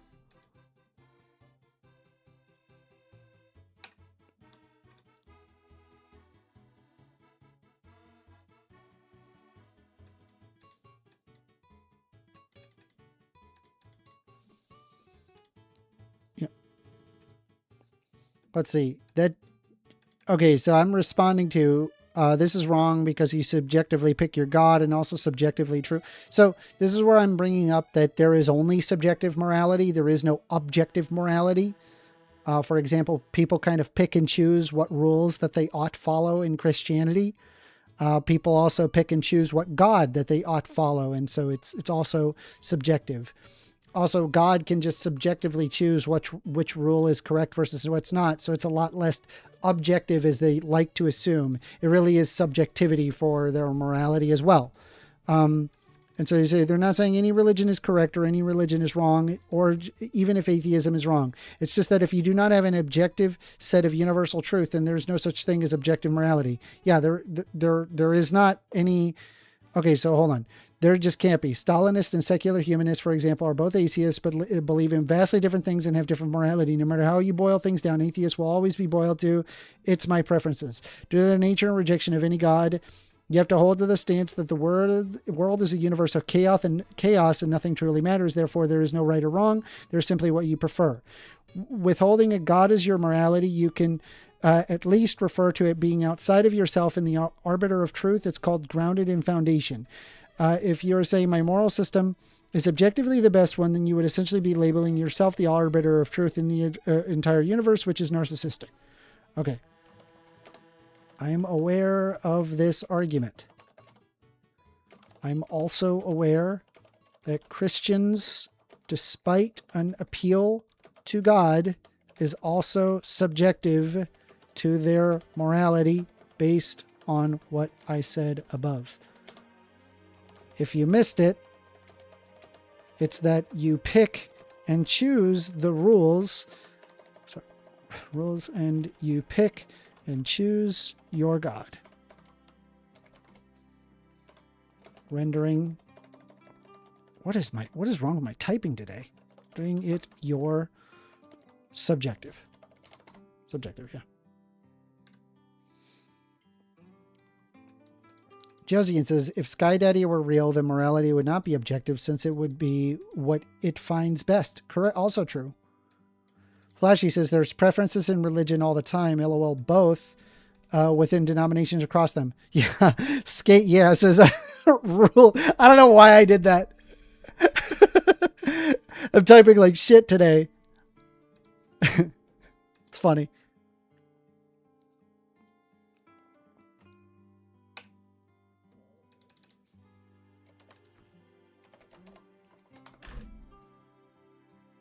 Let's see.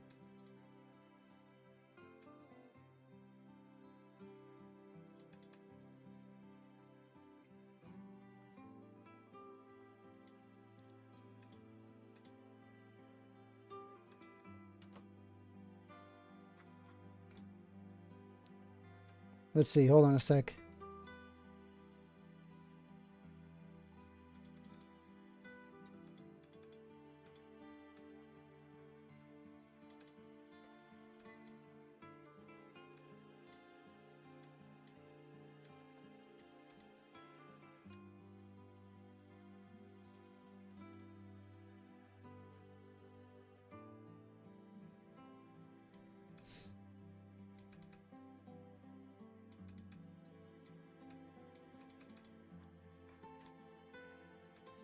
All right, so we have here, rich blacks commit crimes at higher rates than poor whites. Fucking moron. This is an argument that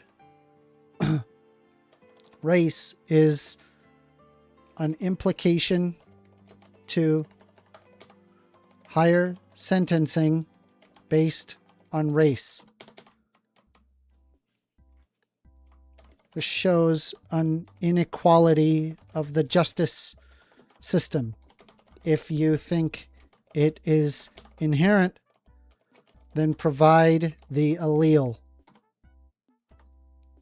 that shows that causes higher crime. There's numerous studies that show this, but I'll go ahead and provide this.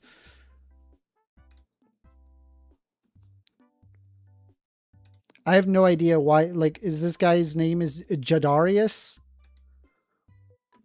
So we have what, like a black guy? What the hell is this picture? We have a black guy that's like self-hating and is like black people have an inherent, yeah, whatever, bull. I don't believe it.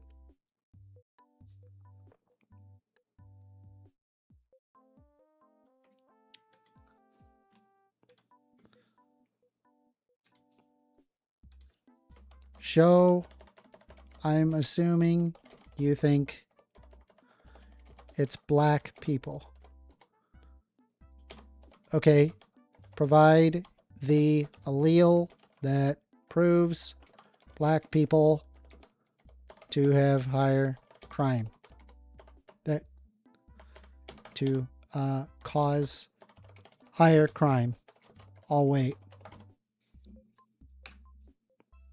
They don't have this, by the way. There is no allele that leads someone to having higher crime.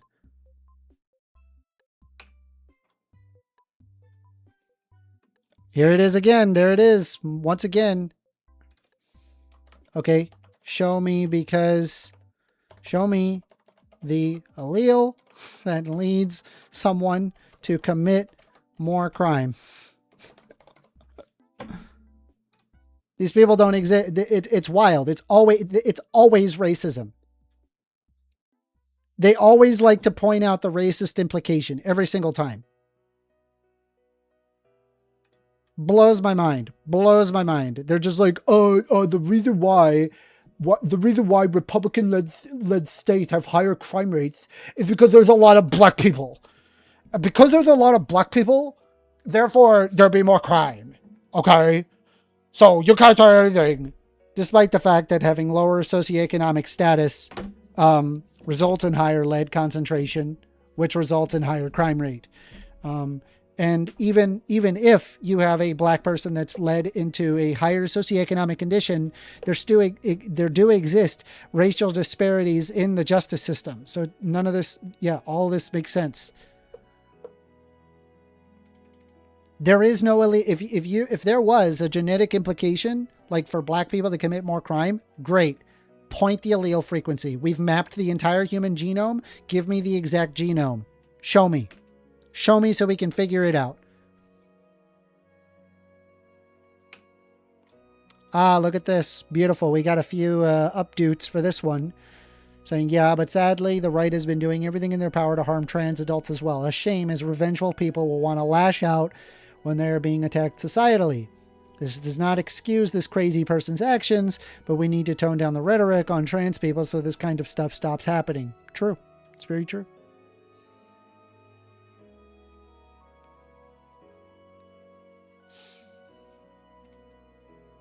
By the way, we are taking calls. Phone number is 202-998-5218. Flashy says, these are the same people that would say Democrats are the party of the day KKK. Oh, dude, so true.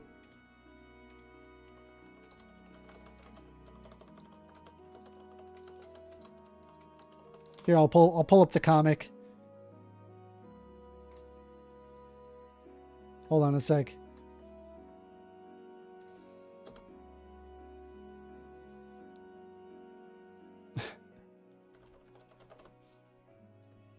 I gotta pull it up. Where is it? Where the heck is it?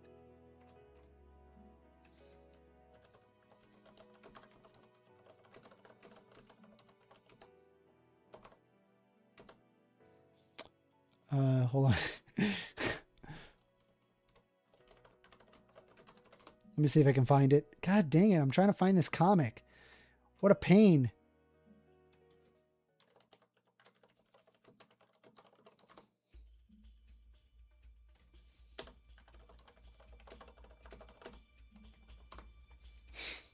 Oh yeah, here it. Got it. I found it. God damn it, I found it. Oh thank goodness. This picture is so good. This picture is so good. You know, it was the Democrats who fought for slavery.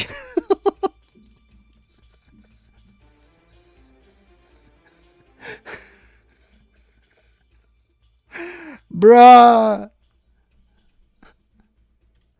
Is Mexican pride racist? No.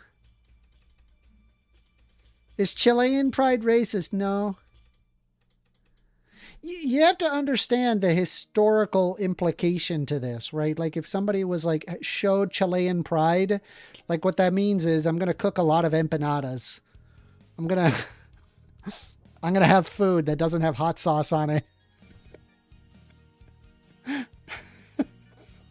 Like Chilean pride is pretty muted, but it's like the history behind white pride, that's a completely different thing, right? It's like the difference of saying when someone says black power versus white power. Like obviously there's a historical implication that leads to the hateful thing. Now, if say for example that there was something in Chilean pride that would be like racist or have a negative historical implication. Like if somebody, for example, was referencing Chilean pride when talking about Pinochet, that would probably be an example. But you have to understand the historical implication of what exactly it is that they're implying, in which case it would be considered racist. So I hope that makes sense. Hey, Walthought says, talking to Bobro,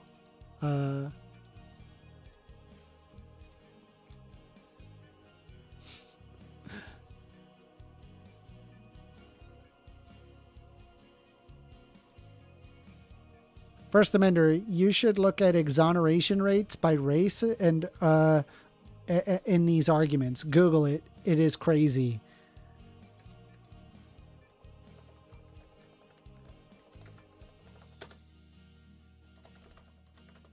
Let's see here.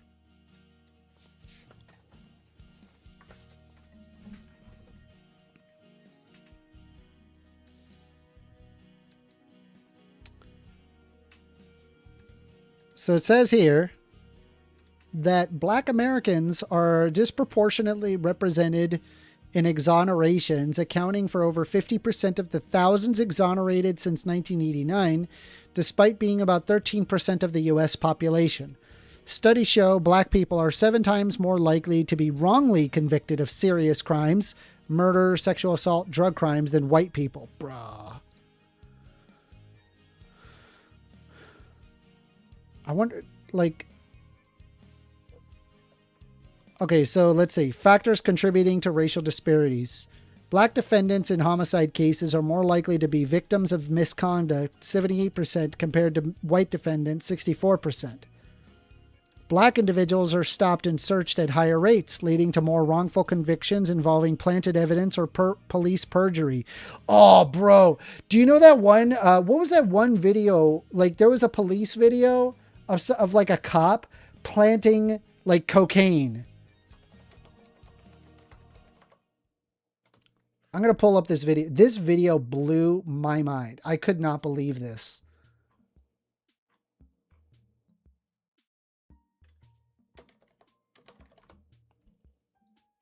Let me see if I can find it.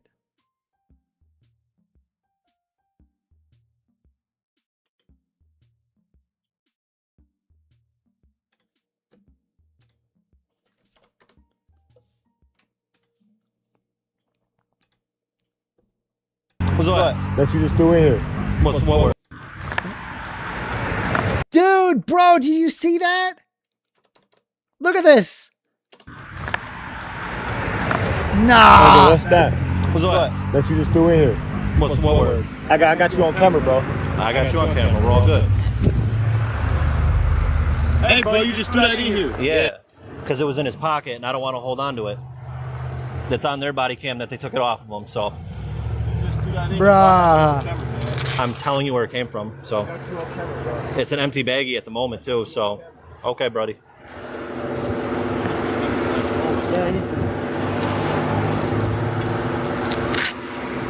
That is so messed up, dude. What is like the point of doing that? Why would you plant like drugs on innocent people? These points are so surface level. No evidence that he planted it because he's racist. I mean, planting the evidence whatsoever. Like, obviously that's the problem here, right? Like, we don't need to like bring in like the racist implications. Just planting evidence. Let's take a look at this one here. We're there. I did not put the narcotics there.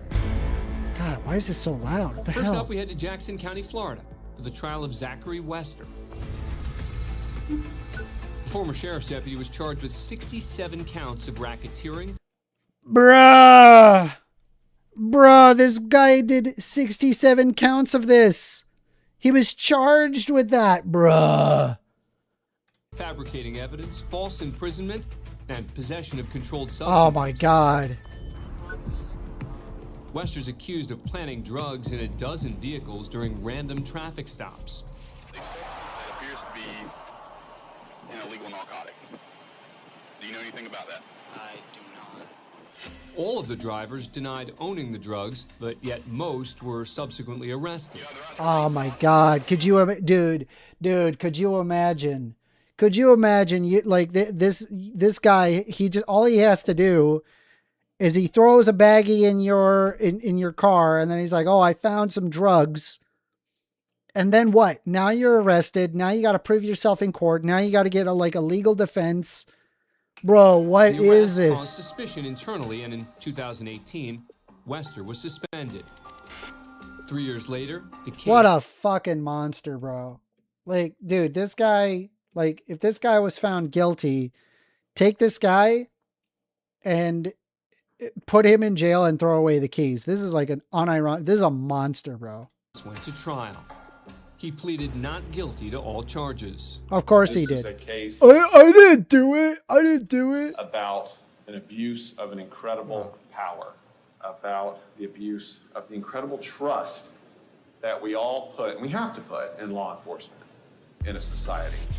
The prosecution relied on the defendant's own body cam footage to help argue their case. Stephen Van, a convicted felon, had recently gotten out of jail when Wester supposedly found methamphetamine in his car. Found meth. Hold on. Can we just take one look at this guy and tell me, like, I understand we don't see his face, but typically one of the things that is accounted for meth use is, well, I don't know, you tend to be skinny. You're telling me this dude is doing meth? Like, I'm sorry, like the guy, these people, right? Who they apparently are doing meth. Yeah, okay. Meth heads are usually pretty skinny. What is that? I'm just trying to figure out how that stuff got in your car. This guy's got a button-up shirt. Have you ever seen a meth addict with a button-up shirt? When have you ever seen them, like, just, like, let's just be, I mean, maybe it's possible a meth addict has a button-up shirt. I've just never seen a meth addict with a button-up shirt, bro.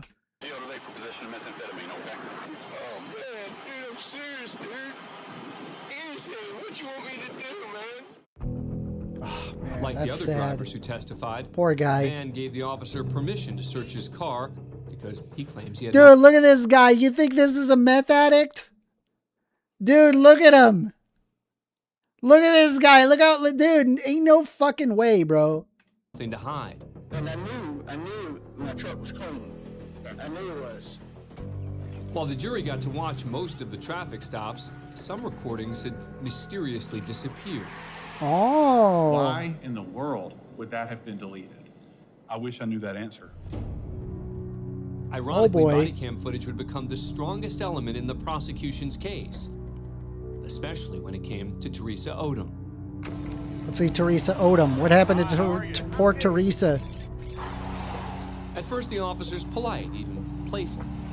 Anything in the vehicle I need to be concerned about? Bombs, hand grenades, rocket launchers. How much you want to bet? How much you want to bet that this guy took one look at her and was like, she's brown. She's probably not here legally. How much you want to bet? Okay. While Odom stands behind the vehicle, Wester begins his search. Come on, guys. Notice as he prepares to put his gloves on, there's a small item in his left hand. Nah, bro. Bro!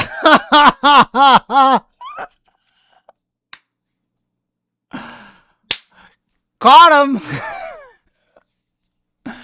No recovering from that one, chat. No recovering from that one. Bruh. Bruh. Are you kidding? Prosecutors argue that Wester is palming a small bag of meth, Holy which he cannoli. claims to find next to a Holy spoon in the cannoli, vehicle. chat. Miss Odom. It is yogurt, sir. I know. Okay. It's yogurt. How about this, though? That is not mine. No, sir. Okay. Look at her, dude. She is livid. She's like, that ain't not fucking mine. Bruh.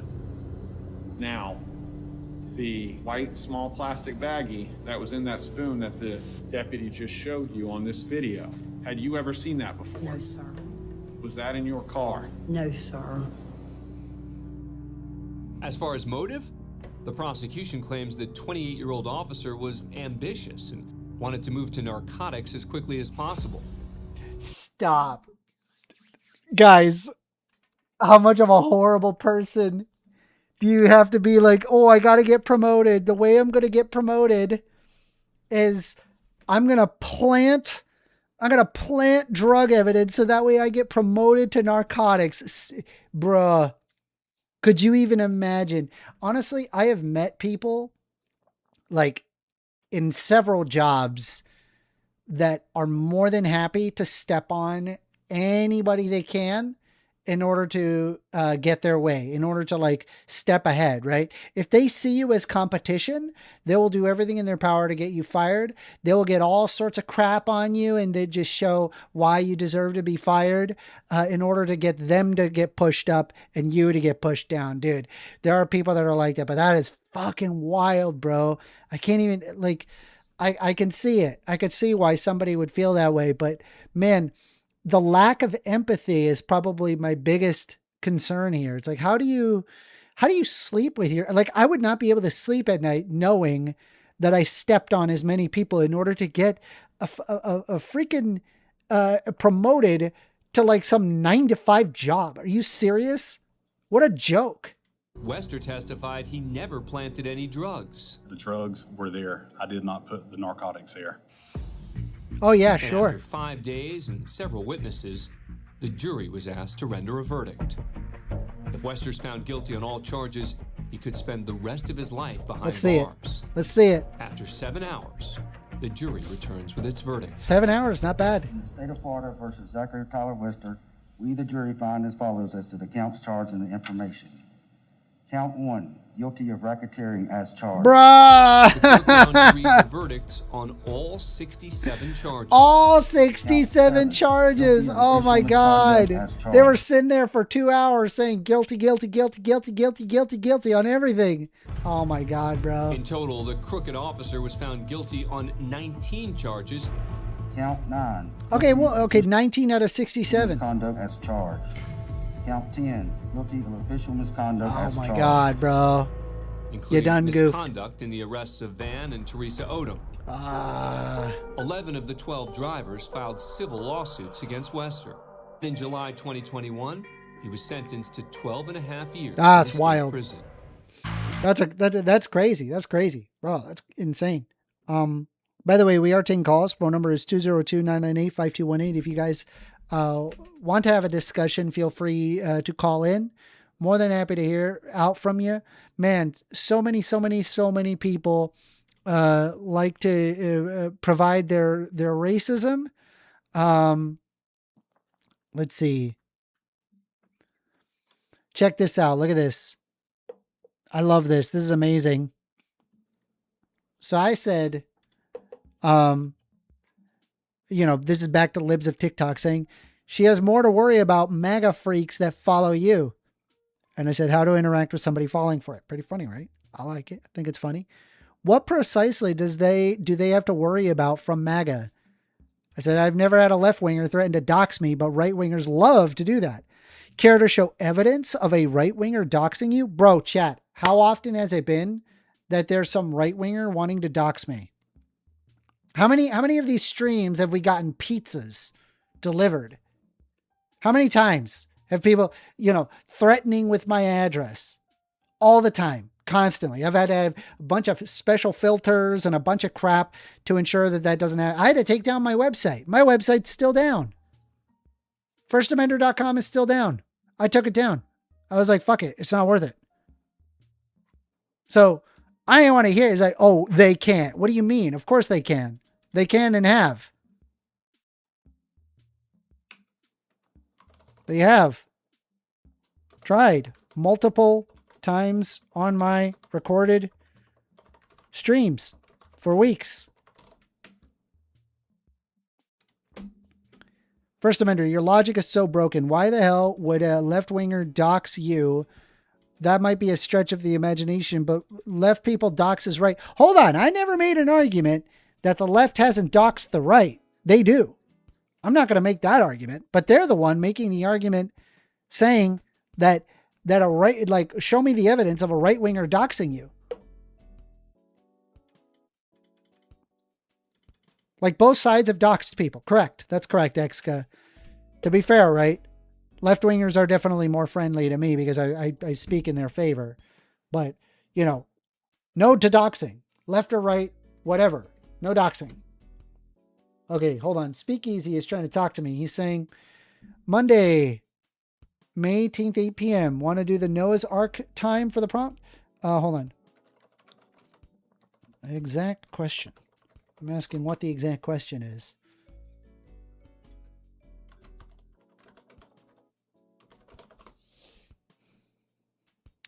Forever Rain says pineapple is good on pizza. I agree. I don't know why people are so anti-pineapple pizza. Pineapple pizza is solid. Pineapple is great on pizza. I agree. Josian says, do you think there's something that Incogni could help reduce the amount of doxing? Yeah, I mean, I'm doing what I can. But I mean, I don't know. Maybe I should get Incogni. It might help. Might help.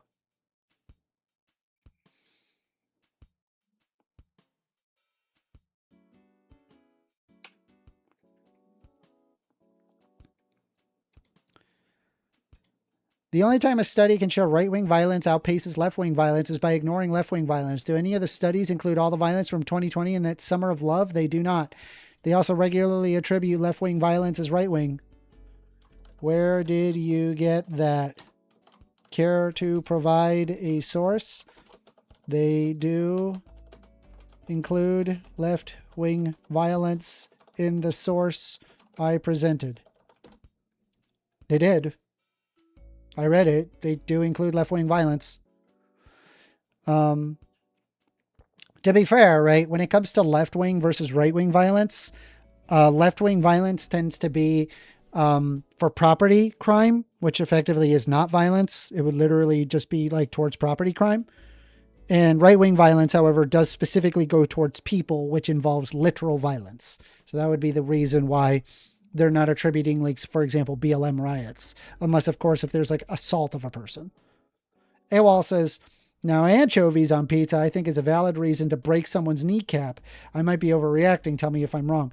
Okay. Hot take. I like anchovy on pizza. But with that being said, that is a negotiated question. Okay? The only time that you can have an anchovy on pizza is if everybody in the room agrees with you. And if you're the only person in the room and you like anchovies, you can have anchovy pizza. But anchovy pizza is not something that you can readily enjoy among other people that do not enjoy anchovy pizza. If you ever have gone halvesies on a pizza, where it's like, oh, let's do like half cheese and half pepperoni. You cannot go halvesies and the half be anchovies. The anchovy flavor will be riddled throughout that entire pizza. It needs to be its own personal pizza. And then on top of it, people, if you start eating anchovy pizza in front of other people, they're going to be like, what the fuck is that smell, bro? So, I am not anti-anchovy. I love anchovy. I think it's delicious. But with that being said, I'm a consent guy. And so let's say if I have like 5 other people, I'd be like, hey guys, is it okay if I get anchovy on my pizza? And then they go, anchovy. Then I'm like, all right. I'll get something else.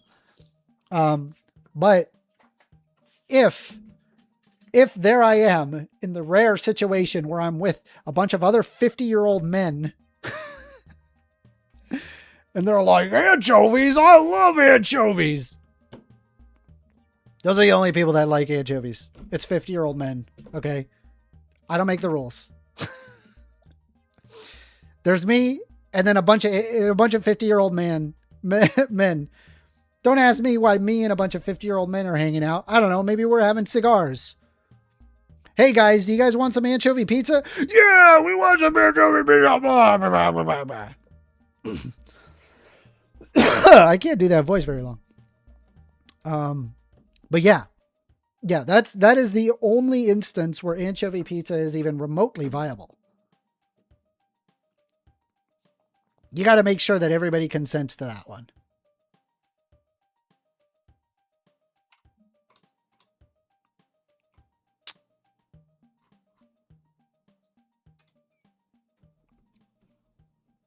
Let's see. People are saying, I prefer buffalo sauce on my pizza over ranch. I'm kind of a classic guy. I kind of need it to be marinara, but I'm not against like a sauce on top of the pizza.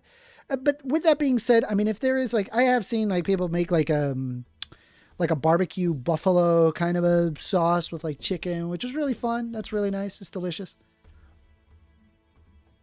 There's some really good pizzas out there that are really, chill.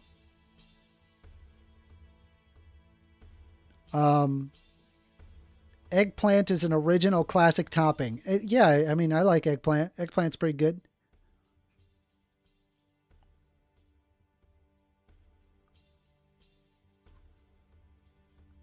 Oh, you guys mess up pizza with the bougie shit. AWOL says, as a 50-year-old, I call BS. Oh, sorry. They have to be white. They have to be white and 50. I'm sorry.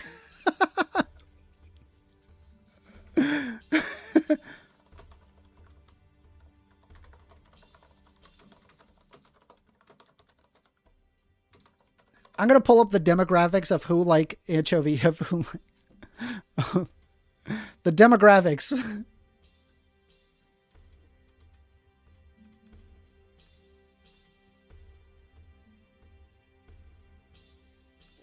Let me pull up. Okay, we got some YouGov polling. It's hilarious. I gotta, no. It's saying anchovy pizza is one of the most polarizing foods in America, consistently ranking as the least popular pizza topping among consumers. Only about 24% of American pizza eaters are feeling the fish, while 76% typically avoid them. Bruh, I don't believe that.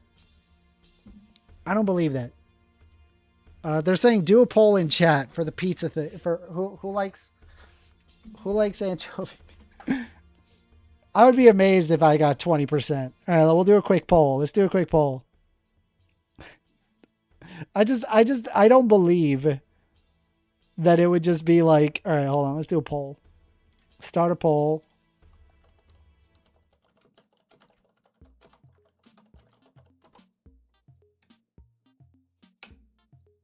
Okay.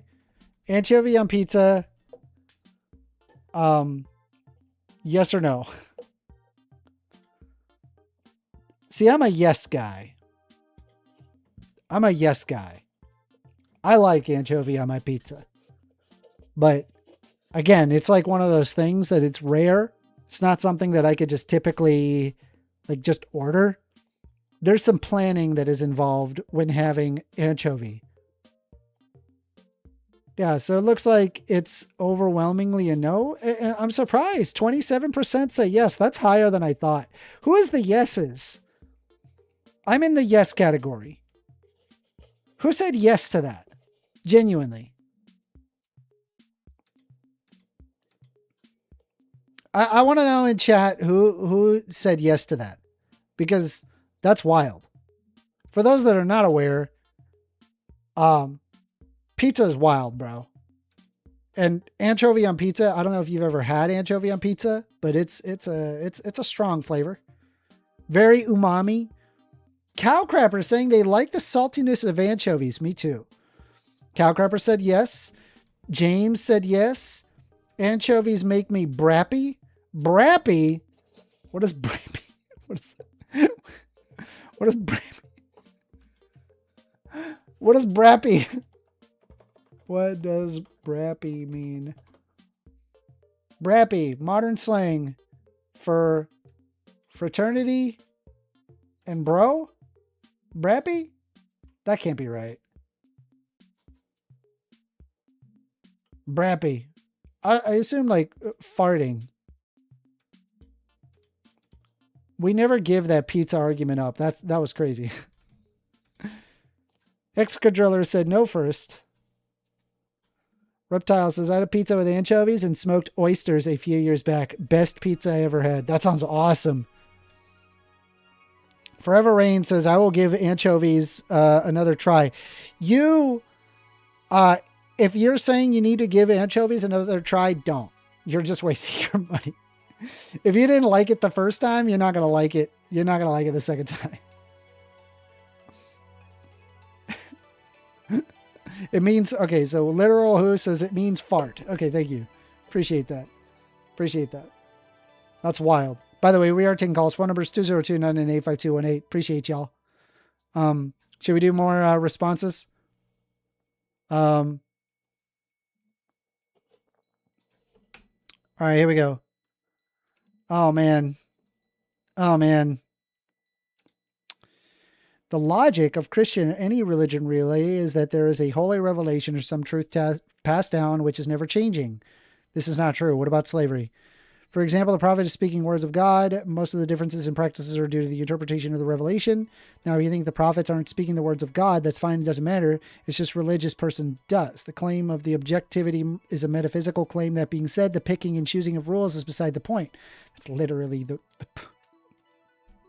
it's beside. You can't just say it's beside the point. It literally is the point. What matters is the foundational belief that there is rules that are universally true. For example, secular humanists wouldn't claim that whatever an atheist is objectively wrong. They would just say that their system is better. A religious person would say that their way is false, our way is true. An atheist person can't do that due to the entire foundational belief being based upon a subjective metric. Okay, but the subjectivity of the claim is exactly why it's subjective. For example, did Jesus fulfill the law in the sense of completing, needing, no longer needing to follow Old Testament? Or did he fulfill the law in his sacrifice, but you still have to follow rules?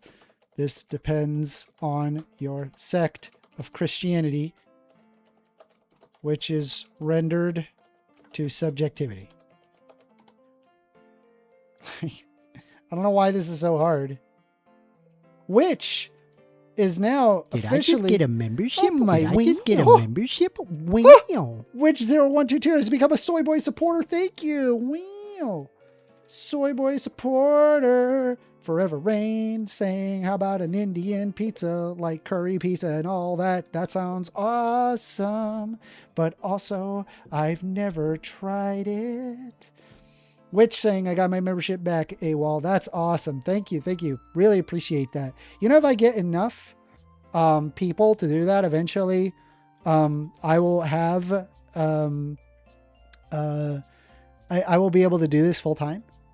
One day, maybe one day. I appreciate you very much for becoming a Soy Boy supporter. I appreciate that very much. Let's take a look at some of these response.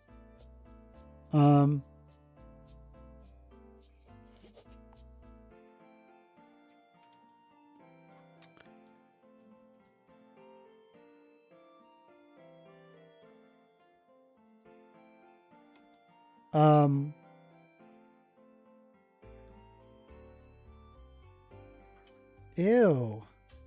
Brother.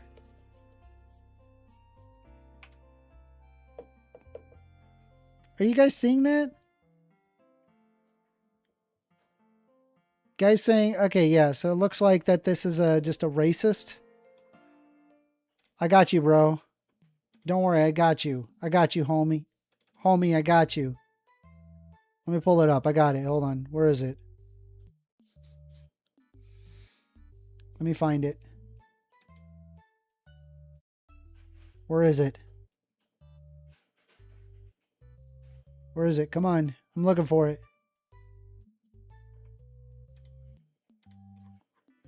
Hold on. I'm going to find it. Ah, here it is. Is it going to do it? Does it let you do it as a video? Maybe not.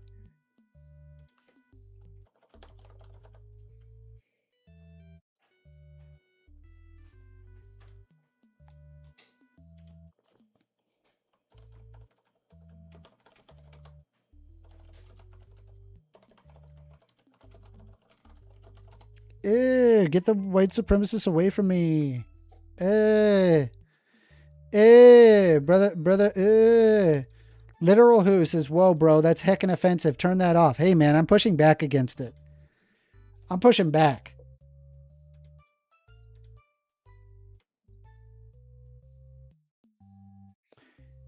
Anchovies make me brappy, and that makes me happy. Okay.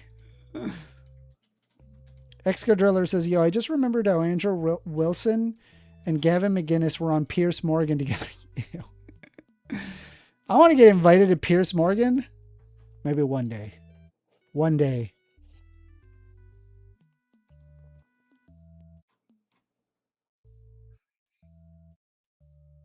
Ah, classic. This is good. Nihilism is gay. Never doom. Okay, hold on. Hold on. I got you, homie. Don't worry, I got you. Being gay is bad. The most NPC argument on planet Earth. I love wokeifying Twitter. I do. I love it. I really enjoy it.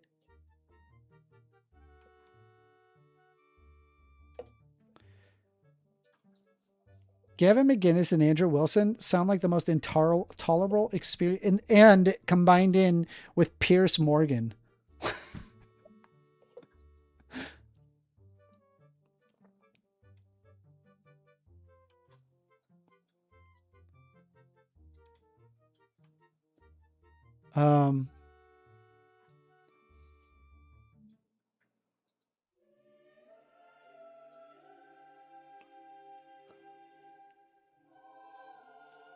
Bro, this is so nasty.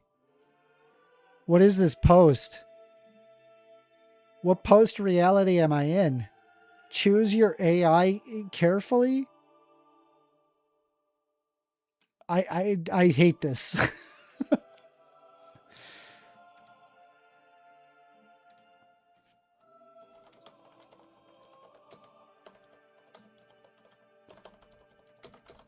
What post-reality garbo slop is this? Vomit. Where's there it is. What post-reality garbo slop is this, bro? What are you talking about? Choose your like what?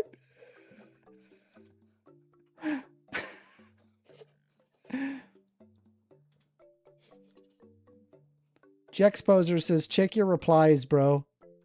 I am. I'm checking my replies. Fun. Let me mute that person. Cool.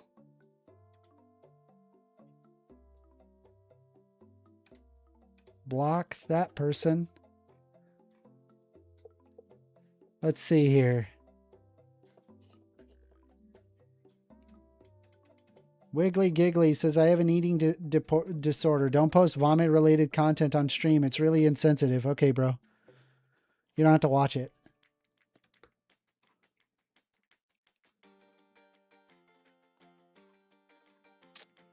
Let's take a look.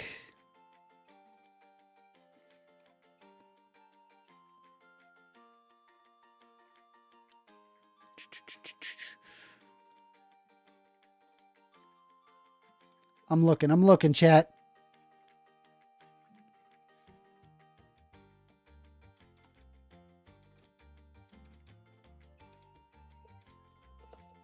All right, we've got right here Nick Sorter saying, breaking, another redistricting win for Republicans. The Missouri Supreme Court has just given a green light to implement their new map for the 2026 election. Republicans are, oh, hold on. I gotta, yeah, sorry about that. Republicans are set to gain a seat in Congress with a 7R1D map. So much winning. You cannot gerrymander a 30% approval rating no matter what you do, save for throwing Democrats in the ocean and preventing them from voting. You are going to get crushed in November. It's very true. It's very true. He's going to get crushed in November.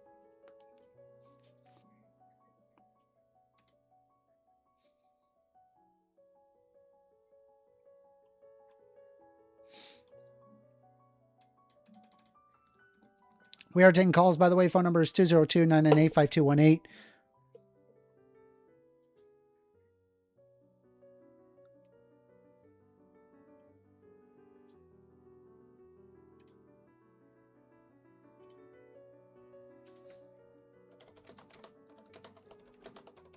Man, dude, why are these people just like, I don't really understand this. They're saying raw milk is the best. It's wild to me that raw milk is illegal, but foods like this are legal.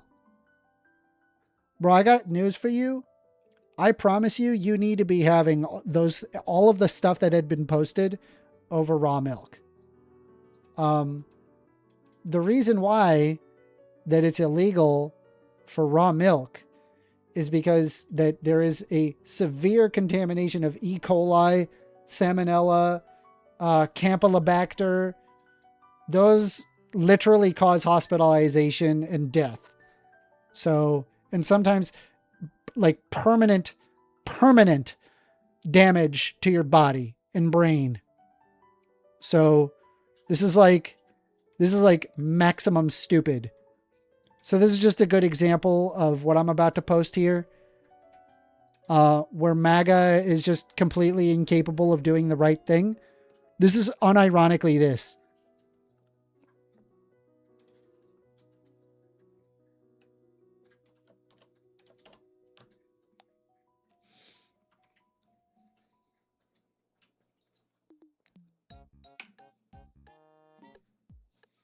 That's why it's illegal. I never seen Oreos cause Campylobacter. Do you know why? Because there's a Food and Drug Administration that prevents that from being a thing. Fabulous. All right, we're getting a phone call. You're on the line with 1stAmender. Yellow. Can I get your name? My name is Mark. Mark? What you want to talk about, Mark? Well, I'm kind of just calling in to see what, topics you were interested in talking about this evening. I've got a bunch of hot takes in my hot takes list if you want to go over it. Yeah, I skimmed it a little bit, but nothing really, do you have a specific one you just absolutely love to die on? Whatever you like to talk about, I can defend all of those positions. Well, I just figured it might be kind of gemmy if we did, your favorite position ever. If you just had to pick one. I don't know if I have a favorite position. What if I had, a favorite position? Mm-hmm. I think that Hobson, do you know who Hobson is? No.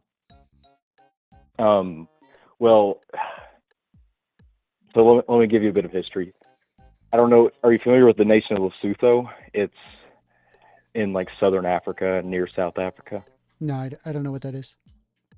Okay, well, what happened in the apartheid era was there was a man named, I think his first, it was Mark Hobson, and he had. Can you pause for a second? I'm going to put you on hold. I'm going to just quickly Google whatever Mark Hobson is.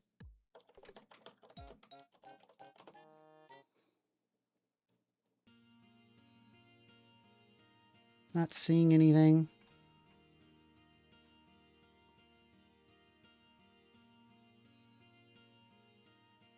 All right, sorry, go ahead. Okay. So the reason I found out about this, seeing anything online. What is this? it could be something it's local history. So it might not be kind of online, but it's a story I wanted to tell because my uncle, he was in South Africa during apartheid, and this is something he talked about. So, apartheid, right? South Africa, colonialism, all that jazz. Yeah. Well, there was a guy, Mark Hobson. He owned a gem mine in Lesotho. And I'm trying to remember the specific details. I know for a fact it was a violent revolution.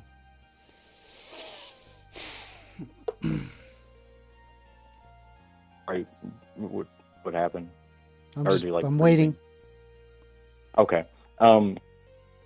Yeah, and sorry, I'm kind of nervous. I've never been on like a live call before, but I guess the point I'm trying to make is, would you support like some kind of, if it's for a good cause, like against apartheid, violence, do you support that in any way? No. Why not? I argue for peaceful revolutions, similar to what MLK argued. Well, there's systems with brutality, like in Lesotho at the time, you know, the white men. Cobson was a white person, but he was super duper against apartheid. So he actually rallied his like workers, and he was a big, like his gem mine was really instrumental in apartheid, but he used his resources to support violence. And I was, you know, for me, I personally think that if it's a system that broken, if it's hurting, you know, black people, minorities, I really think, you know, sometimes the ends justify the means, but... No, I disagree. I think a peaceful revolution Why do you disagree? is better. Because I don't believe in unnecessary suffering. Well, I think like if you can, like I would exhaust all other options available. Were you a black man? Only if there was like apartheid, basically Lesotho, zero, South Africa? If there was zero option whatsoever, then I suppose I could see the argument for violent protest, but I'm not an advocate of violence of any kind. Okay, so what you're saying is Cobson's a gem. Okay, that's all I need to know. Bye. All right.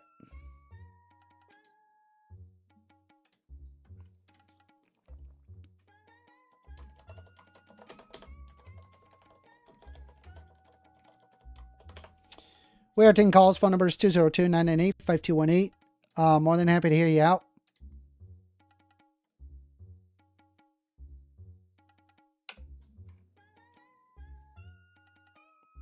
All right, so a person says, so you propose that they aren't genetically predisposed, just socially predisposed to violence and crime. That's cool. That makes it much better. Yeah, so let's improve socioeconomic conditions and reduce black bias in the justice system, and we can make things better. I mean, it doesn't seem that hard. It seems pretty obvious.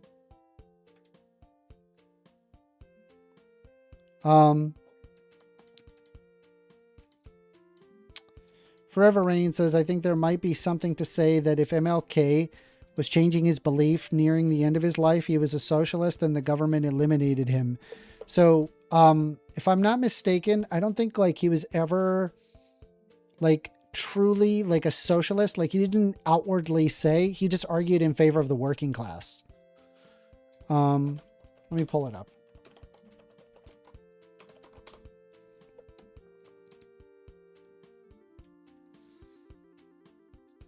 So it says here that Martin Luther King Jr. identified as a democratic socialist in economic theory, advocating for a significant redistribution of wealth and focusing heavy on economic justice in his later years. While rejecting Marxist communism for its atheism, he argued capitalism was insufficient, advocating for a form of Christian socialism that combined racial, class, and oriented justice. Interesting. That I did not know.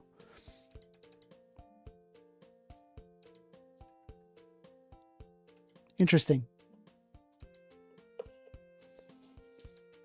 Excadriller saying Gandhi was racist. Was Gandhi a racist? Yes, he did hold racist views against black Africans during his early life in South Africa, a topic that has sparked intense debate and led to the Gandhi Must Fall movement. He frequently used derogatory terms for Africans, describing them as dirty and uncivilized, and argued for the superiority of Indians of Africans over racial hierarchy. This is kind of a good example of like people where it's like there is no like black or white, like perfectly good or perfectly bad people. I feel like we could also like argue like Gandhi's positions on nonviolence is a good policy to have. Like, I'm pretty sure, like, wasn't like MLK, like, weren't they saying that like he was like a womanizer?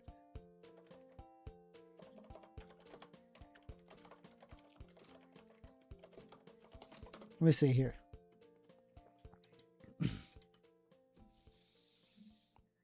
So it says here that allegations exist for Martin Luther King Jr. was complicit in sexual assault, but these claims are based on disputed FBI documents, not witness testimony or court findings. The accusations were brought in light by historian David Garrow in 2019 based on his review of heavily redacted, previously sealed FBI documents from the 60s. The documents alleged in 1964 that at the Willard Hotel in Washington, D.C., King looked up, laughed, and offered advice, while fellow Baptist minister, who was a friend of fellow rights activist Ard a woman. And the same files detail in extensive reports of King's marital infidelity, including alleged drug kid orgies and extramarital affairs with numerous women. Okay. So he had sex with women. Amazing. Congrats. He was a womanizer is light work in today's society. Dude, true.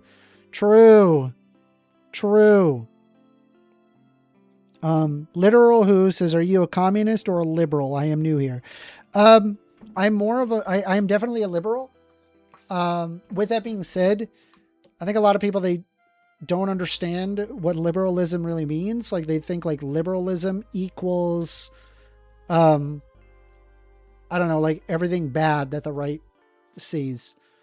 When in reality, it's like even right wingers are mostly liberal. Like I look at liberal, the term, in a classical sense, not like the colloquial sense of liberal. Here, I'll pull it up on Wikipedia. I'll show you what I'm talking about. So liberalism is the political and moral philosophy based on the rights of the individual, liberty, consent to be governed, political equality, right to private property, and equality before the law. Different liberals espouse various, sometimes conflicting views depending on their understanding of these principles, but generally support liberal democracy, private property, market economies, individual rights, secularism, rule of law, economic and political freedom, freedom of speech, freedom of the press, freedom of assembly, freedom of religion. Liberalism is frequently cited as the dominant ideology of modern history. Yes, so I am a liberal in this sense. I mean, if you had to honestly like label me, I'm mostly a progressive. I like argue for basic human rights, dignity, liberty of individuals. So that's where I'm at with it. We are taking calls, by the way. Phone number is 202-998-5218. Which says he's a progressive, capitalist, liberal, commie, Democrat. Okay. I mean, I am a liberal in the sense that I hold liberal views.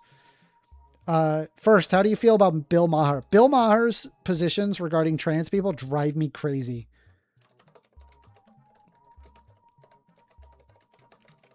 Here, I'll pull it up.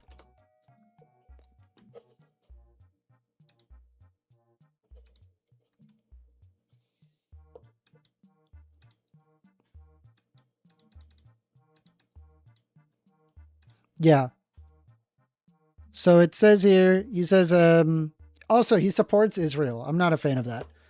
So Bill Maher expressed increasingly critical views on modern progressivism's approach to transgender issues, frequently arguing that some policies are extreme, anti-progressive, and politically damaging to the Democratic Party, while stating that he believes that trans people deserve respect and rights.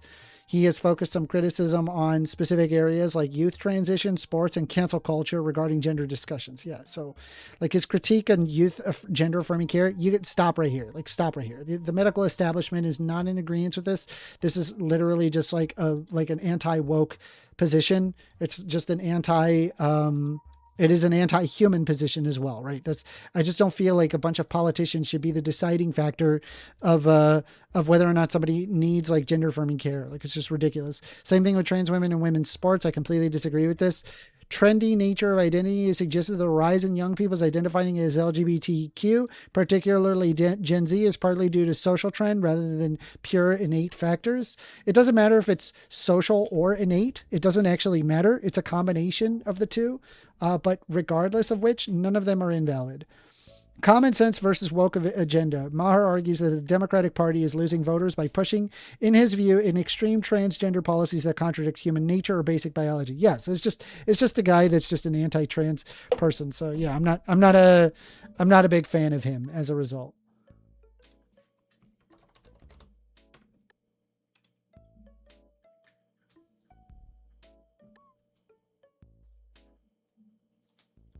The fuck? What am I looking at?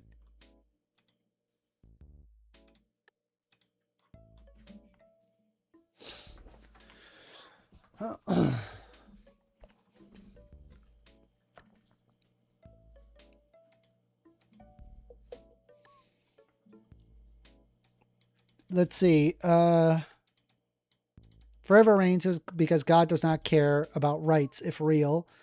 Luckily, God is not real. That's correct. God, I do not believe that God is real, and there's numerous reasons why. I can't show any miracles within the universe, and we can't find any existence of him outside as well.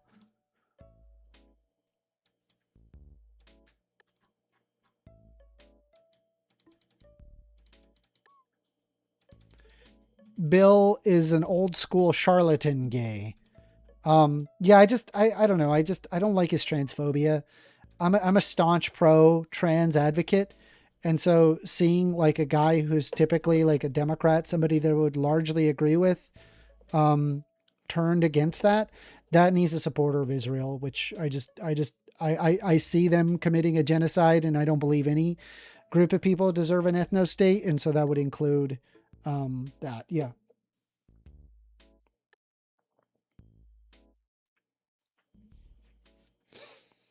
Literal Who says, why don't you believe that God is real? So it started with the fact that I read the Bible, and the Bible just empirically, like when I looked at the claims that were made in the Bible, I was like, there's no way that there is a omnipresent being that's telling people this information. This is just information that somebody of the time would consider to be appropriate, right? That's why there's 613 commandments, not 10. A lot of people think there's just 10. There's a lot more than that. You can actually just Google how many commandments are there in the Bible. Hold on.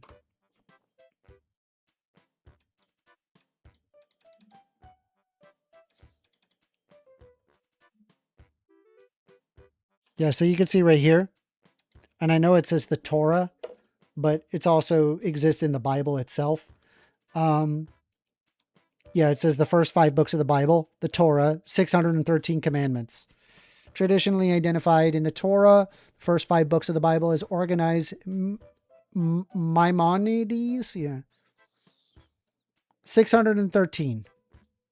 So, and if you read the rules, a lot of them don't make any sense.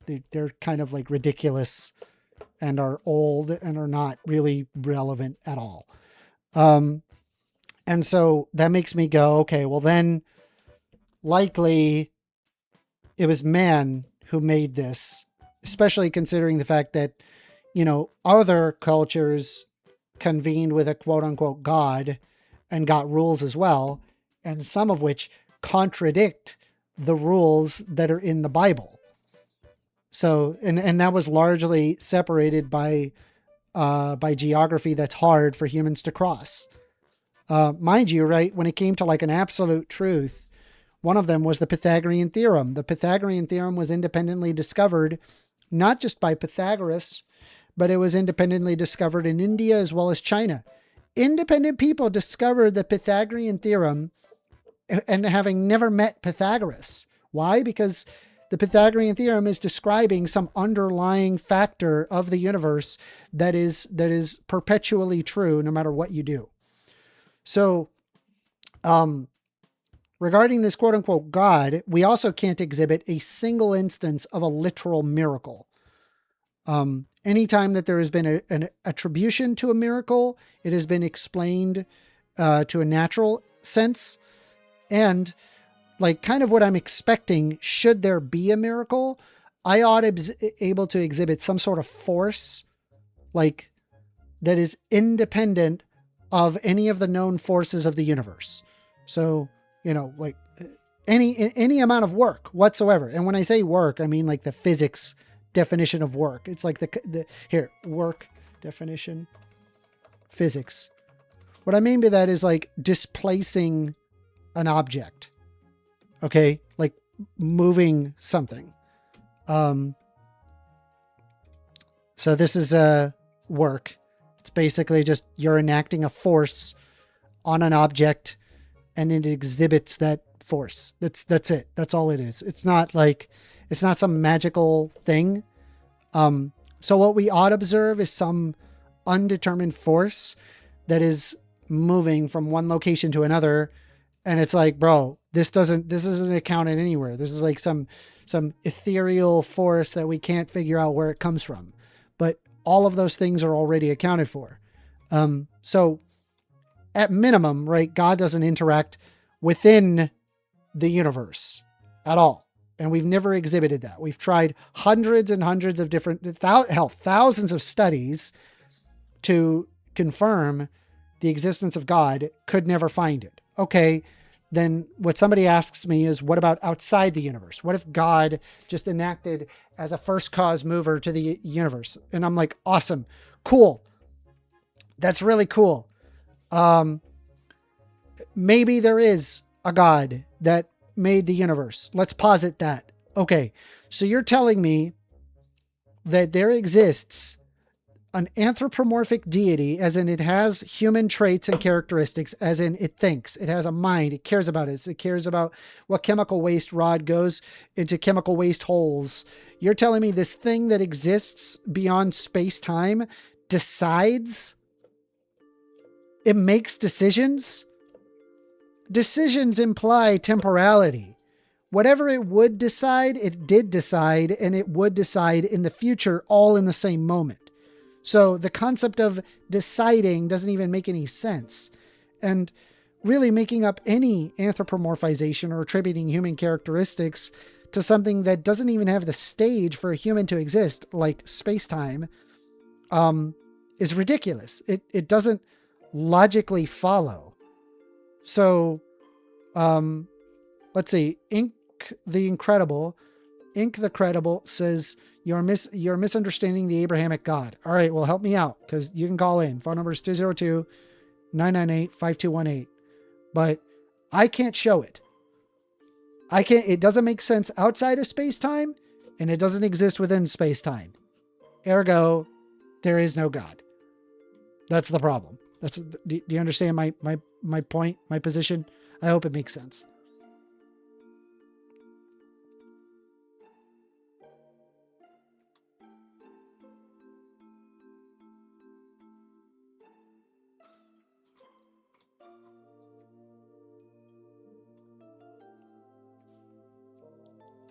So a guy says, you are not a thinker or seeker of truth, you pathological faggot.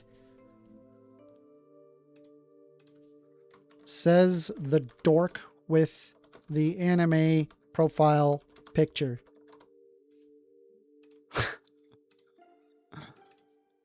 Being gay is bad.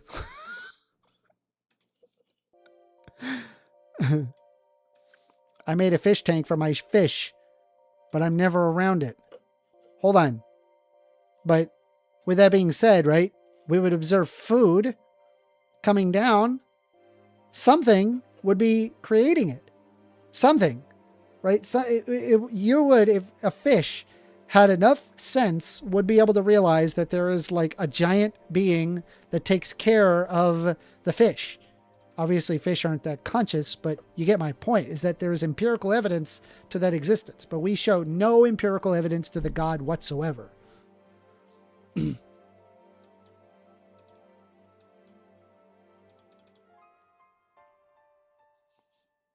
Let's see.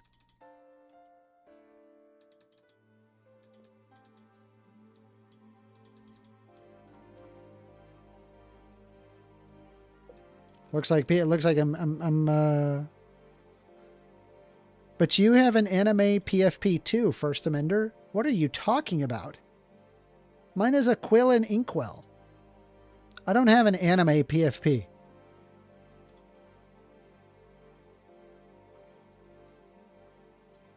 That's wild. That's a wild thing to say. I do not have an anime PFP. I never had an anime PFP. I don't have any. I think it's silly to have an anime PFP.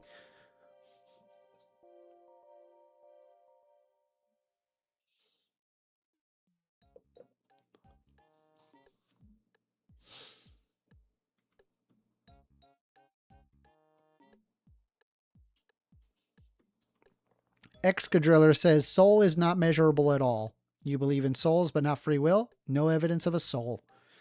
There is no evidence of a soul. Also, free will does not exist. There's only determinism. There is, by the way, no valid defeater for determinism. It doesn't exist. There is no valid defeater. Seriously. Airwell Thought says, 1stAmender, people can't read anymore. That's why he didn't know what the quill was. Oh, no.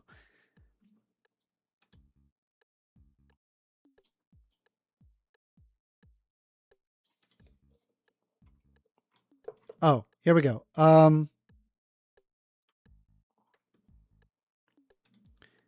You pay money to post the things you could have embarrassed yourself for free for. They're bodying you in the comments. All right. I'm sure if I walked into a room of flat earthers, then I surely would get mogged for the total amount of claims I made. However, sheer number is not an indication of being correct. That's just ad populum. Let me pull up the ad populum fallacy.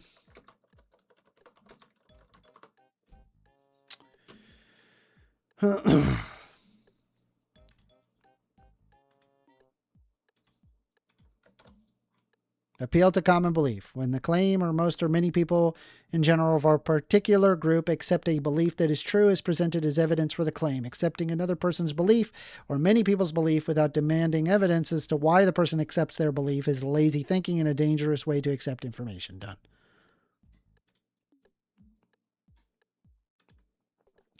Inc. The Incredible is what is space-time? So space-time is one thing. But this is like, it's like a four-dimensional thing.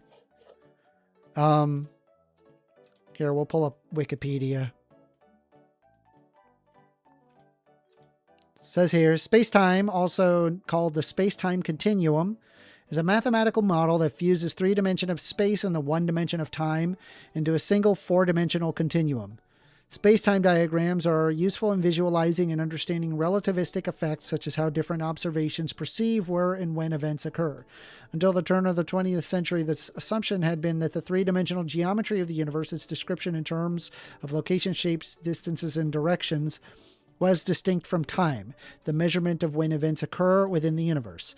However, space and time took on new meanings with the Lorentz transformation and special theory of relativity. By 1908, Hermann Minkowski presented a geometric interpretation of special relativity that fused time and the 3 spatial dimensions into a single 4-dimensional continuum, now known as Minkowski space.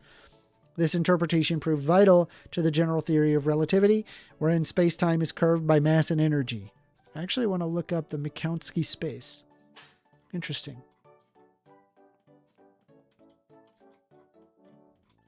Very cool.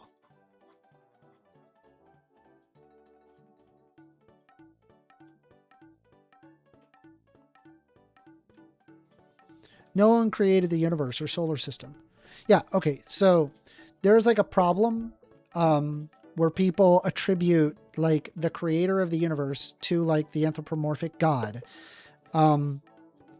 It's kind of very similar to there being like villagers that happen to live in a volcano island, and they look at the volcano island and they're like, we need to sacrifice for the volcano god because the volcano god could swallow us whole if we don't sacrifice in his name. But in reality, the volcano doesn't possess any anthropomorphization. It doesn't care or not care whether or not that the islanders continue to exist or cease to exist. They simply exist independent of any volcanic decision. There is no volcanic decision. There's only the determinism of the lava and pressure underground that results in a volcano explosion. So I think the universe is basically the same thing as where we attribute the creator of the universe as having anthropomorphic properties similar to the volcano god and the islanders. The only difference is that the scale is bigger, but it's basically the same thing. We as humans are incredibly conscious, and so we try to come up with reasons to why we are this way. We're like, what is our purpose? But in reality, it's only because we have an immense consciousness that we think this way. We believe that we need to have an answer because we live on this planet for a very finite period of time. And so we come up with all sorts of neuroses to what is our purpose, as well as where do we go when we die. Why do you think there needs to be a first cause? B theory time does not require that. Yeah, again, so even if you presume first cause, assuming that's even logical, maybe first cause is a thing, I have no reason to presume an anthropomorphism to the first cause. Right? There's nothing that indicates, therefore, it is that way. So does that make sense? Is it like complicated? Literal Who says, 1stAmender, I saw you posting on poll in 4chan. Why did you say that was really you? No, I don't post on 4chan. I don't go on 4chan. I know like a really long time ago, I used to browse 4chan, but not anymore. It's too racist. I don't like racist places. I think it's like bad for your brain.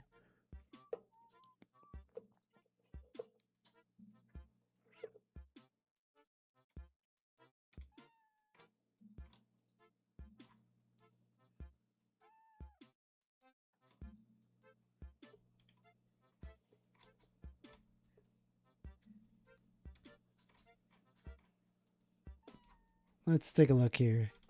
Looking at various posts here.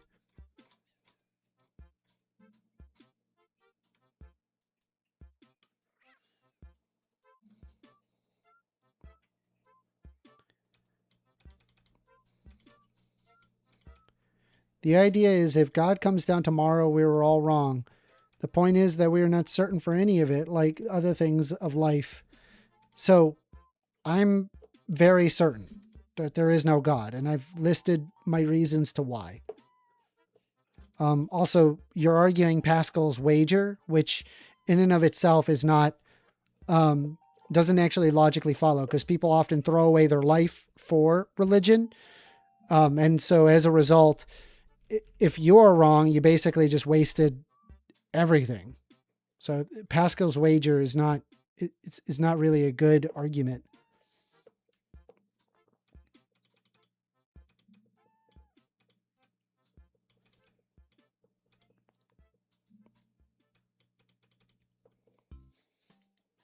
Let's take a look here. See what else I can find.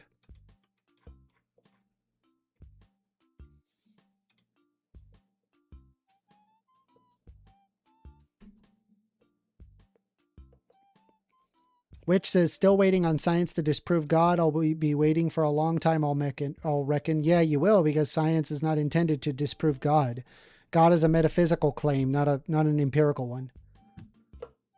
So it's not something that science would even bother with.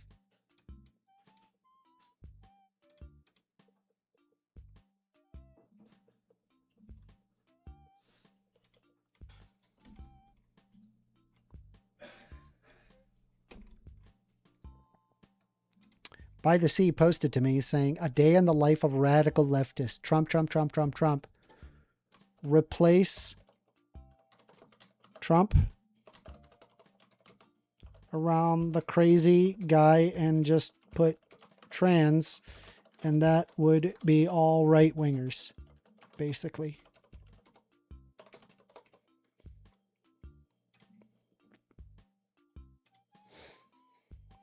Christians are the one who need to put up the evidence.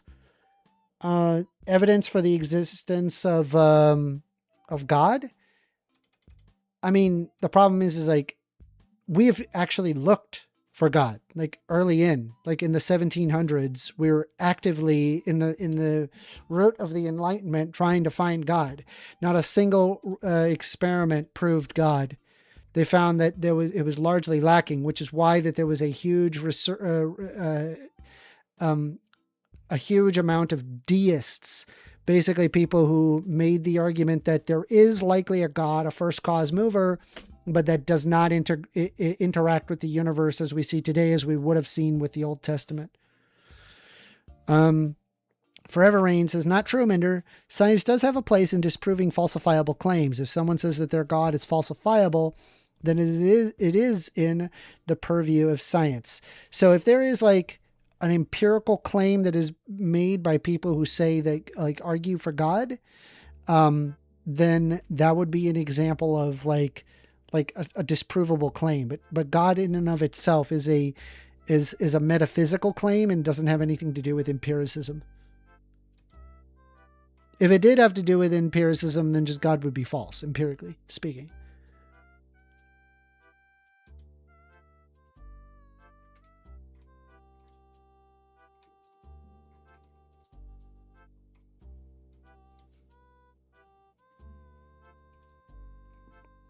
All right, let's take a look at this. Everybody, excuse me, everybody. I just want to say that Jesus Christ love y'all. Bro, we can stop right there with that t-shirt. It says Holy Tears on his t-shirt. It changed my life, and I don't know who need to hear that, but if you've been running from him, surrender to him today. I just got out of prison, and he saved my life. He freed me from anxiety and depression and suicidal thoughts and anger and all this stuff that was going on in my life, and he'll do the same for y'all. It's the best decision I ever made in my life, so I just wanted to share that with y'all. Jesus love y'all. Can we just like start off that like, I have no idea why it is in people's desire to get people physically trapped in a tube where they can't do anything, and that is a good time to proselytize, like against their will. Like, bro, I am putting on my headphones and I am not listening to you. Like, I am not interested in you proselytizing to me when I've got a 6-hour flight ahead of me, bro. Like, fuck off. Like, I have no idea. Like, these are the most Karen people on planet Earth, dude. Josie says, imagine having to share a seat with a person like that, bro. It's so cringy. Like, bro, imagine if I like got up. I get up in the middle of a flight. Guys, I just want to let you all know that God is not real. Everybody, I just to prove, God does not have any miracles within space-time, and also an anthropomorphic entity beyond space-time doesn't actually logically make any sense if you think about it. I just wanted to share that with y'all so that way you guys don't get led down the wrong path. Would that not be the cringiest thing ever? That would be super fucking cringy. Come on. Cringy. Rainbow Ash says, I would say really loud. Can we not actually? Dude, true. True. In fact, I think I recall a guy that was proselytizing, and then the guy got told, get the fuck away from me. Hold on. Let me see if I can find it. I'm going to look for it. Give me a sec.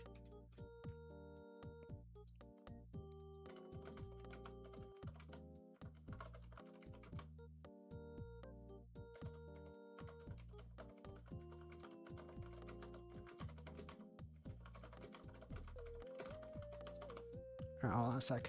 Let me see if I can find it. I gotta find it. I don't know if I'm gonna find this video.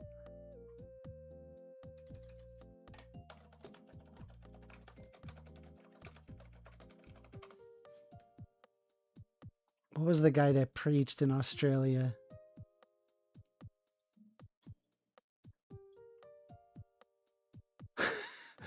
Oh my God. Is this it? I don't know if this is it. I don't know if this is it. Can't say for sure.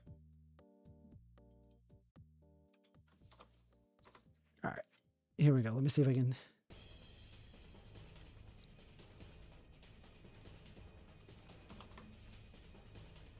Allow me 3 minutes of your time if you All right, here don't we go. mind. All right, I'm not here to offend anyone. I'm here to give you hope. My name is Philip Blair. I'm from the United States. I want to talk to you about where you're going in life, right? We're all rushing through life. We're all on a train. We're all going somewhere. This is the cringiest thing ever, just FYI. I want to ask you, what is the purpose of your life? Are you living to work and working to... Listen, if you want to believe what you want to believe, go ahead and do it. But dude, do not hold people hostage. to live? I know what it's like to strive on the corporate ladder, okay? But I have left everything and I've been to... Look at these people. Nobody is happy. Nobody wants to hear this. Over 28 countries in the last 2 years to share the gospel of Jesus Christ. And I'm not trying to talk to you about religion. I'm here to talk to you so that Yes, you are trying to talk about religion. you might have hope for tomorrow and every day that follows. Because many of you are hurting and you're going to the wrong places. We care more about saving the whales than we care about saving our unborn children. Not everybody believes in the same thing. You're in Australia. There's a lot of different religions around you. They're not interested in whatever you have to sell. We care about how deep our... Thank you. Nope, I'm not going to stop because I... Love it, dude. Love it. This Australian freaking champion, a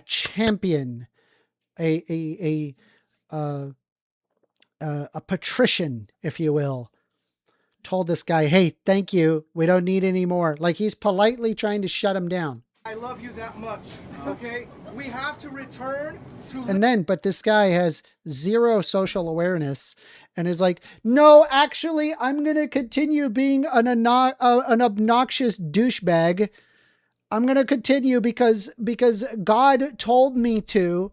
Living in a moral way. Our children are going up. Anyway, Our children are you growing have up. no more right than anyone else on this bus. Just shut up. No. Dude, so true. You don't have other people's rights. You don't. Yeah, shut up. No. The 3 minutes of your time, all right? 3 minutes of your No, no, nobody wants to hear it. I love you. And I want you to know that there is peace found in Jesus Christ. That he can save you from any situation. Dude, look at the girl in the ponytail on the right. She's just like, dude, I couldn't be fucked right now. This chick is just like, what the fuck, bro? She couldn't be fucked right now. She does not want to be on this train. And I don't blame her. I don't blame her for not wanting to be a part of this. And he can deliver you from anxiety, fear, Oh, worry, mate, if you ask for our time, we have the right to say no. We're not giving it to you. We have a right to our time. We have a right to say no. We're not giving it to you. Based. So it's all to do with why are you so triggered, my friend? Because you're a douchebag. Why won't you just shut up? Because I love you that much. Speak quietly I know. to someone and who one wants day to you're going to listen. stand before Leave it to someone who wants to listen, not in people that are held here against their will. the throne of God, and you're going to account for everything that you have done. Repent, Sydney, for your sin. Repent while before it's too late. There's power in the name of Jesus to change your life. Look at how many people are just like, I am leaving this train. I do not want to listen to this guy. I'm leaving. I care about you. That's why I'm telling you the truth. There's only one name under heaven given to us whereby we can be saved. It's Jesus Christ. So cringe, bro. I'm here because I care about you. You have one more stop and I'm leaving. Oh, thank all right? God. Oh, thank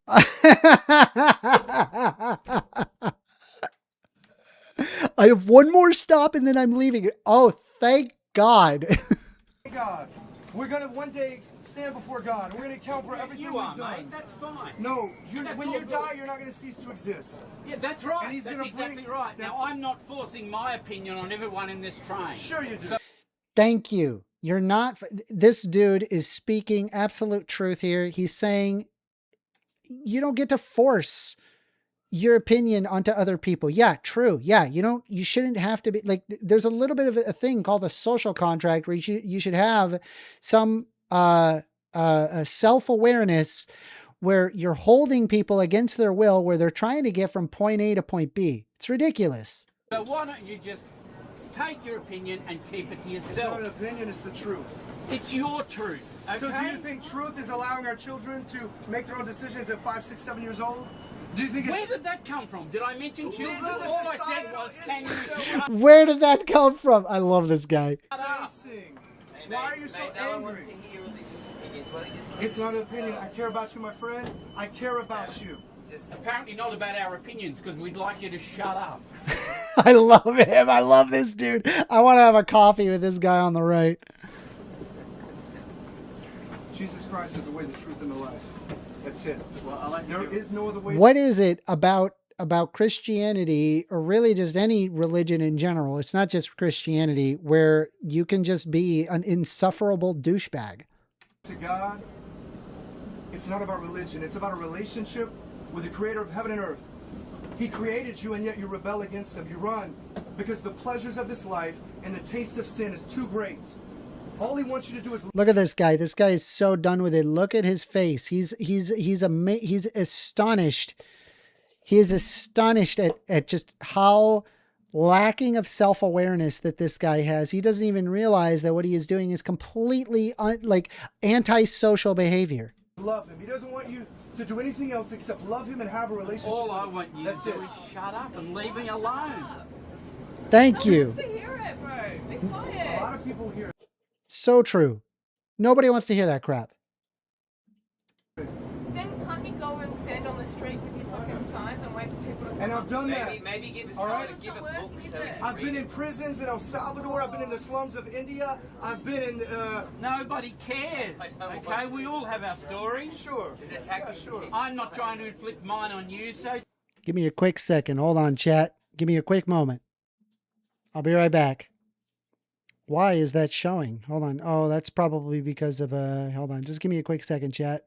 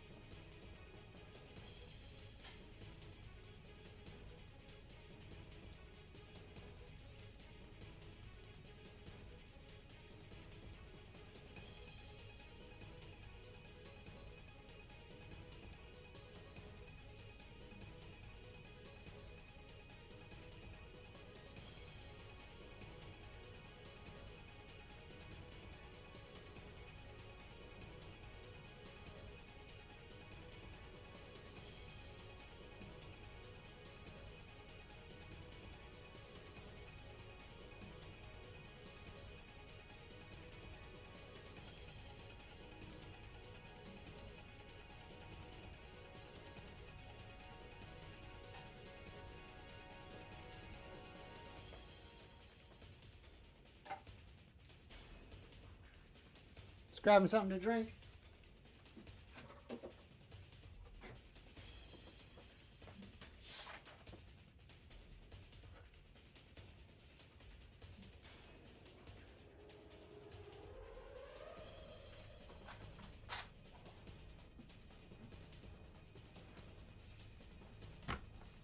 All right, let's see here.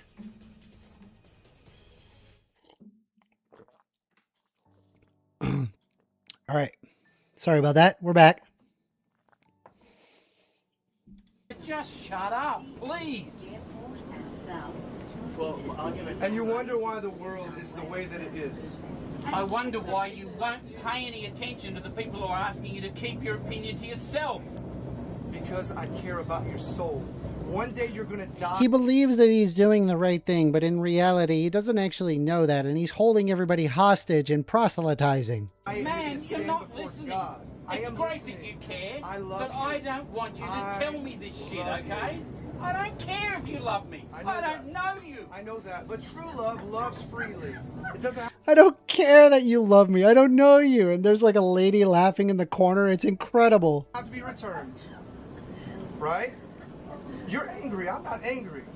You sound angry. I am not. I'm angry that you're so desensitized. He does sound angry. He really does. To the evil around you. That your children are suffering and you don't care. All you care about is making more. See, he makes it into like he's the victim.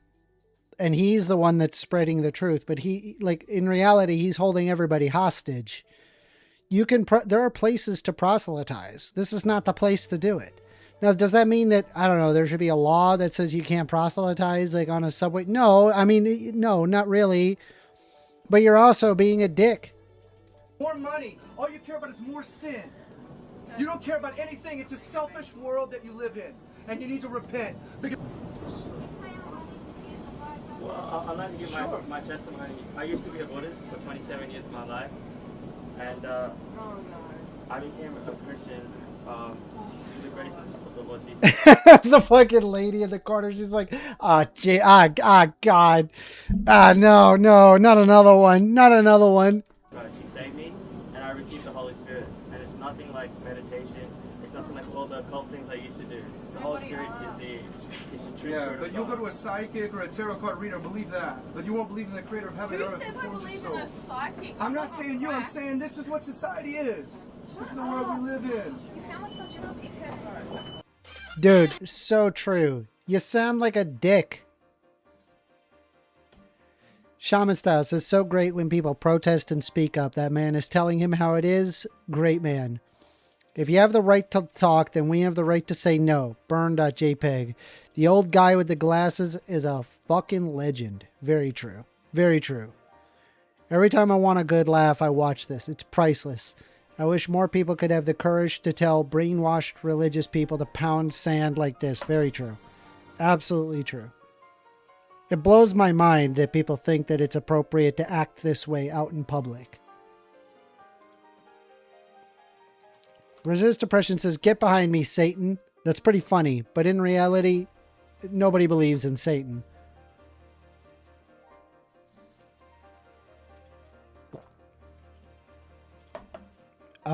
We got another racist pushing at me saying, well, 13 does equal to 52. Want to see a map? Incorrect statistic.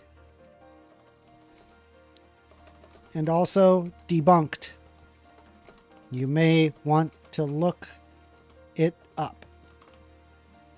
Like, you could just Google debunk me. Like, you don't need to, like...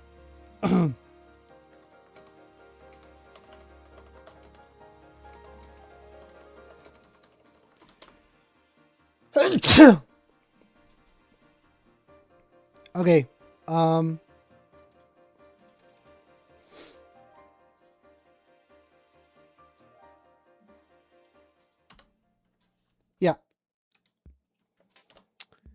Yeah, so it says here, the 1350 or 1352 statistic is frequently cited, highly debated statistic, often used as a racist trope, suggesting that black Americans make up 13% of the U.S. population but commit over 50% of the violent crimes. This figure is misleading, as it represents FBI arrest data, not total crime incidents, and is influenced by racial profiling, higher police presence, and socioeconomic disparities. And this is confirmed from the ADL. I don't know why the same statistic keeps getting thrown at me. The 1352 stat. It's just a racist stereotype. I mean, it's incorrect. It's empirically false. It's not the reality.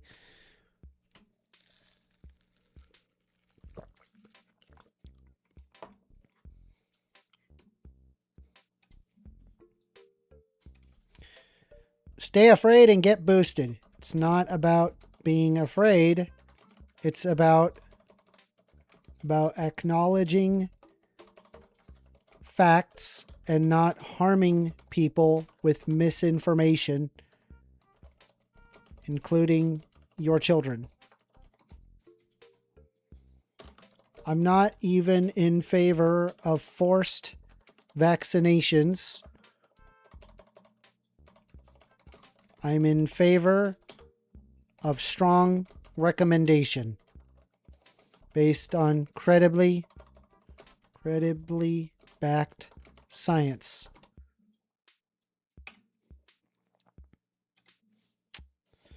C. Resist Depression says there was a famous evangelical guy in the 80s. Dude would turn his back to people and do it. Such a garbage person. It's sad, man. Let's see. Roscoe saying that I am black. No,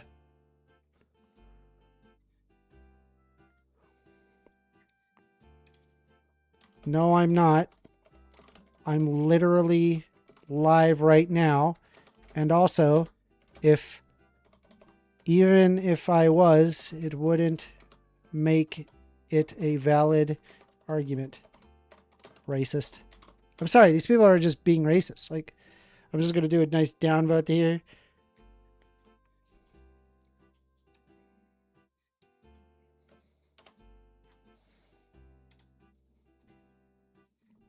It's ridiculous. These people are insane. But we are taking calls. Phone number is 202-998-5218. I kind of like blasting these people on Twitter.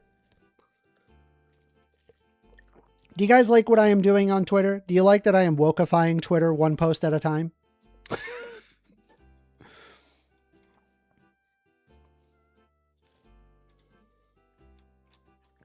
I'm doing everything in my power.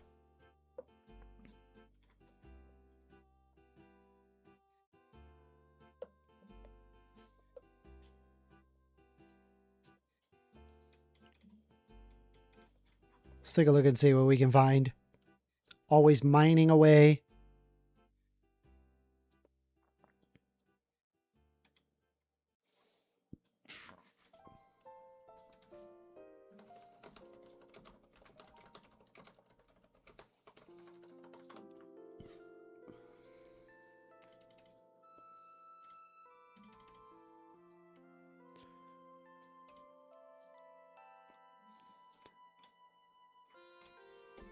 All right, so we have here, the red will always back the blue. We stand with law enforcement. Sick. Me too. Now, are you going to hold the murderers of Alex Preddy and Renee Good accountable, or are we just not gonna have a trial for that? It's a genuine question. Like, are you just gonna, are we just gonna ignore that part? We all saw it. He was murdered. I'm sorry, he was murdered. Be wrong. If you think that he wasn't murdered, be wrong. You're just wrong. I saw it. He was murdered.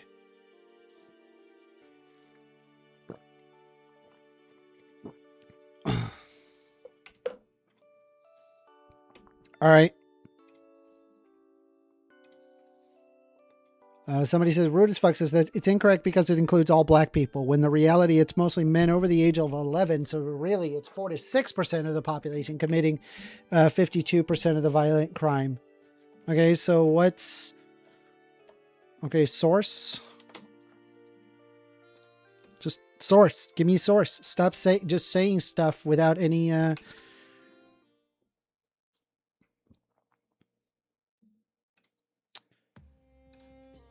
You called me black. I'm not black. You used that as a negative pejorative. That's why you're racist. If you don't want me to call you a racist, then don't do racist things. Simple as.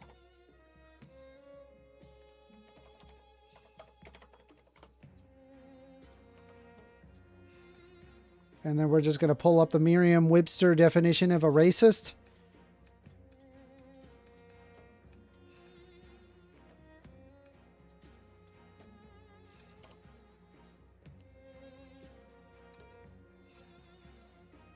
These people are wild. You can't make this stuff up. Twitter is insane. These people are insane.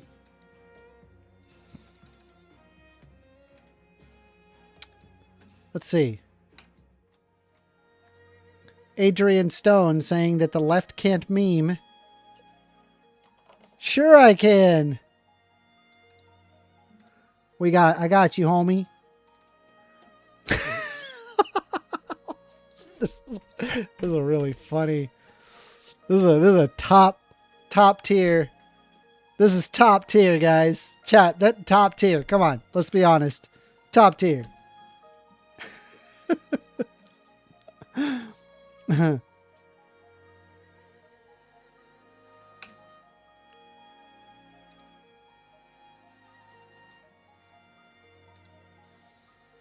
Let's take a look here. The tolerance paradox. Resist oppression. I'm tolerant until your intolerance is harmful. True. True. Great take. Good take. Good. Based and popper pilled. Based and popper pilled. Resist oppression. Likes in chat. Likes for being based and popper pilled.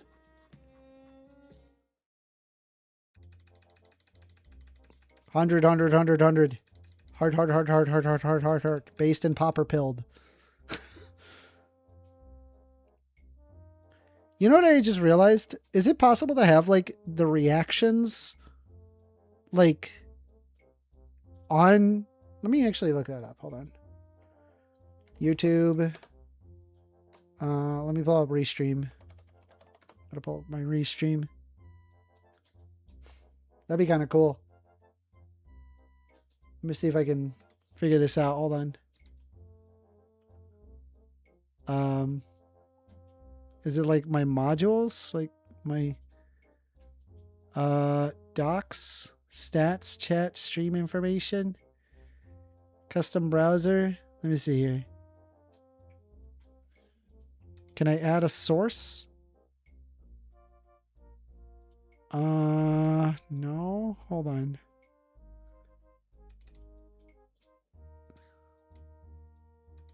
I gotta pull this up. I think it's on Restream. Let me see if I can figure this out.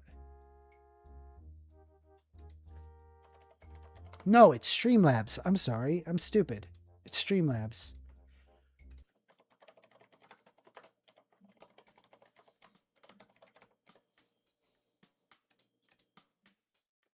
See if I can log into Streamlabs. Chatbox, panel maker, custom panels, CloudBot, themes, overlays, chatbox. Let me see. Badges, YouTube moderators and subscribers, YouTube boxed, hide commands. There's got to be like a reaction thing. Interactive, display and animate emotes from chat. That's Twitch specific. Chat highlight? Oh my god, chat highlight. That's awesome. It's kind of cool. How do I do that? I don't know how to do that. Emote wall. Hold on. Event list, chat box. Discard changes. Hold on. I'm trying to look for... I would have to spend the time to like figure this out.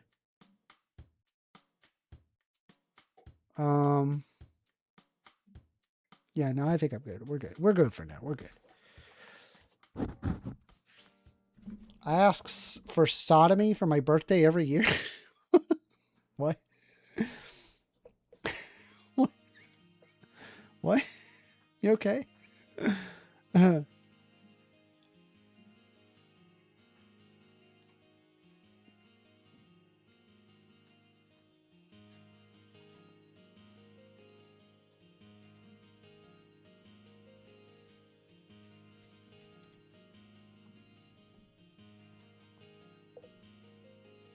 We've got somebody arguing total nonsense here, saying every dead voter supported Biden. What are the odds?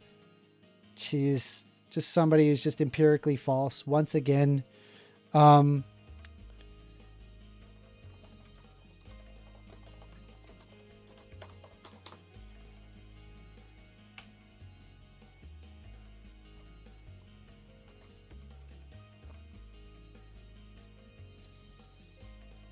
Oh, what? What just happened?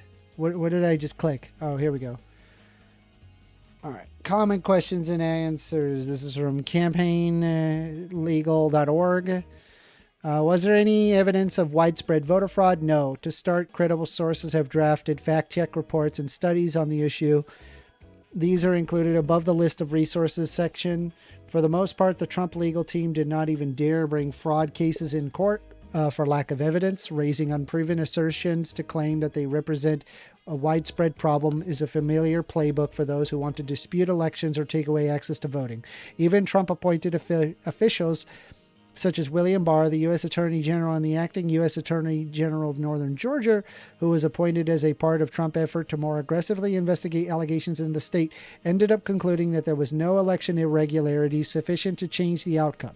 President Trump famously fired Christopher Krebs, who headed the U.S. government's office monitoring security of the election, where he concluded that the 2020 election was the most secure in U.S. history.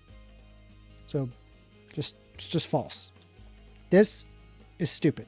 Stupid and false and incorrect, and stop saying the dumb thing that's empirically false.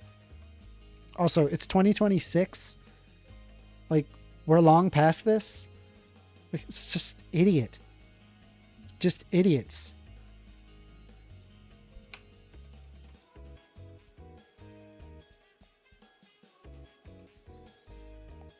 Don't care. You have black spirit. Same thing. See? Racist. And then we're going to go ahead and post the good old-fashioned...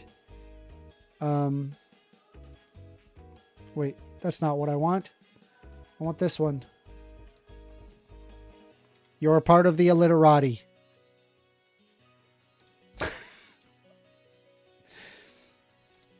making Twitter less racist one post at a time. One post at a time.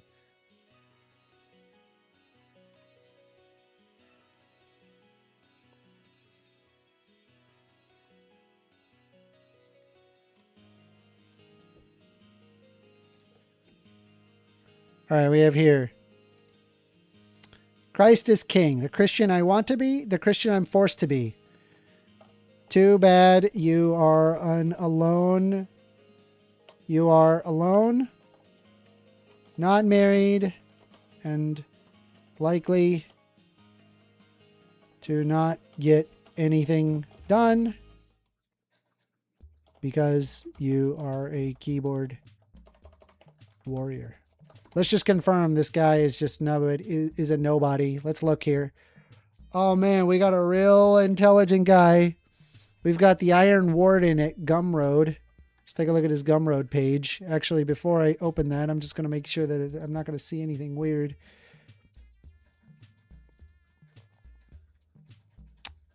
The Iron Warden here. Sharing his keyboard warrior nonsense.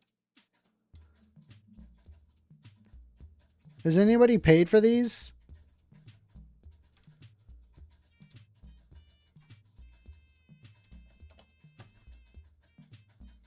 That's a little mean. We're just going to do, you're just a keyboard warrior.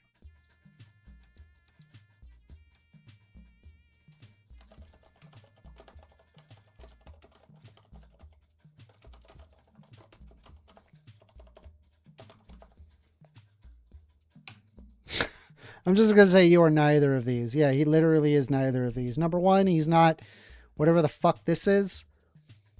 And number two, he doesn't have a loving family with a bunch of kids. Ain't no freaking way you're spending this much time on Twitter and telling me that you're that. Yeah, okay, bro.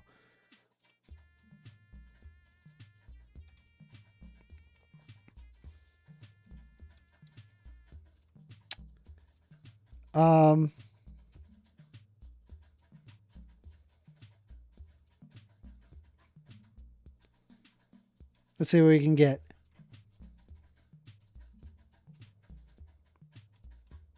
I'm looking for anything else we can find. Whoa, we've actually have been running for about 4 hours. This has been a fun discussion. Though I was hoping that we would get more calls. Not too many calls today, but maybe, maybe we should go back to playing some Legend of Zelda. Twitter's fun, but I don't know. I kind of feel like do you guys like me playing video games? Do you guys like me playing video games? Like, let me actually ask that in chat.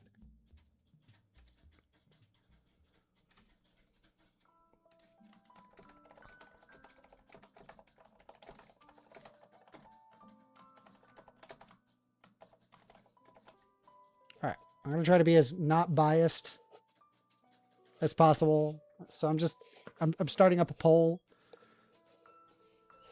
Let's see. Debates and Zelda. My 2 favorite forms of entertainment. Holy crap. Wow. Okay. Hold on. Okay. Hold on. Maybe not. Maybe more people do prefer me just trolling Twitter. I do like you playing video games, but too much of the same game is boring too. Okay. Fair enough. No Zelda. We want to see Cuphead. Oh my God. You know, I beat that game, right? I actually beat that game, and I went perfect mode and was able to beat I was able to beat the hardest boss in perfect mode, and from there I stopped because I was like, knowing I beat this guy in perfect means I can do it elsewhere. It looks like it's about equal. It looks like, 62%. We've got 8 votes, though I could use more votes. I want to know whether or not that me playing video games is it like a problem. Excadriller says I S-ranked every boss. Nice. It's hard. That is a rough game for anybody playing any game. That's a tough one. Well, I can hear my cat's water bowl kind of buzzing. You guys probably hear it a little bit in the background. Hey, we got a phone call. You're on the line with 1stAmender. Play more video games. Well, you don't like me trolling Twitter? It's a good, like, you could do it for like shorts, and it's a good segment. You feel me? You could be rage baiting people on Twitter. Rage and then, baiting like, on posting. Twitter. Now we're playing video games segment. Yeah. It's the you got different 1stAmender segments show. going on. We're playing 1stAmender. Sorry. I can't. I'm just saying, you definitely will find some more segments, of course. Okay. Meditation. All right. Oh yeah. What's it called? Yeah, we're about wrapping up. We're wrapping up, I think. We're about wrapping Oh up. damn! I wanted to ask you something. Let's make it quick because I gotta take care of my cat's water bowl. Oh shit. Okay. Well, the topic was going to be abortion is not murder. It looks like Kung Fu Joe has sent me his phone number to unblock because apparently I blocked his number. Jesus. Yeah, there's I have a lot of people that I don't like. Let me see if I can find the blocked number. Copy. Okay, let me see here.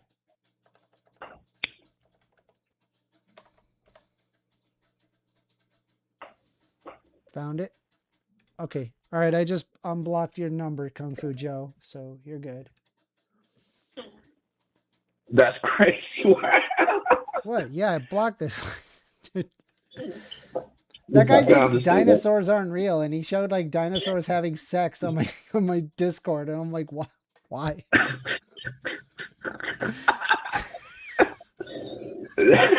He did. Like, what? He did. Respectable. He did. Oh god. That's all left field. All right. Well. Anyway. Did you have anything, or did you wanna? Was there anything in particular you wanted to discuss? Yeah. Well. Let's see. Other small, I guess, minor topics would be like.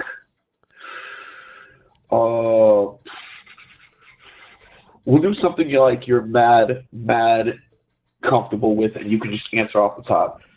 So I remember I was talking to it was somebody, I think it was Leon or some shit, and I was curious, like, why do people socially transition? So for the individuals that really don't have that, they're not trans, they're not like biologically anything like that, right? It's just social for them. For this, it could be a random person that's just been straight their entire life, decides to, start, socially transitioning to being trans, right? Yeah. Break down the process. It's hard to say whether or not they are in fact socially transitioning to begin with. There's no way to tell, like, if there's a biological imperative or if it's entirely social, but there's numerous reasons, in the same way that there's numerous reasons someone would socially, choose to, say, drink coffee over tea, for example. Like, it just, I don't know if there's like one like particular thing. Maybe the internet. The internet. There you go. You happy? You're on the internet a lot. There you go. It's the internet. What do you want? Yeah, I mean, there's like a lot of, but then again, I mean, there are people that don't have access to the internet, and there's trans people. So it's like, I don't know how much of that is true. True. I mean, it's like the argument of like, what is it from back in the day? Like, if you watch too much TV, your kids are gonna be gay. I mean, yeah, I mean, again, like, there's nothing wrong. Like, let's say if you've been watching TV and it turns out you're gay, it wasn't the TV that made you gay. Yeah. TV made you discover gayness. That you were gay. Right? It's not really like I don't think it's like that it made you that way. I mean, I'm sorry. Okay. Like if I showed you enough trans stuff, would that turn you trans? No, right? Like, there's no amount of me showing you trans stuff where you're like, oh man, I'm trans now. Like, what? It's ridiculous. Yeah, that is. It's not even like.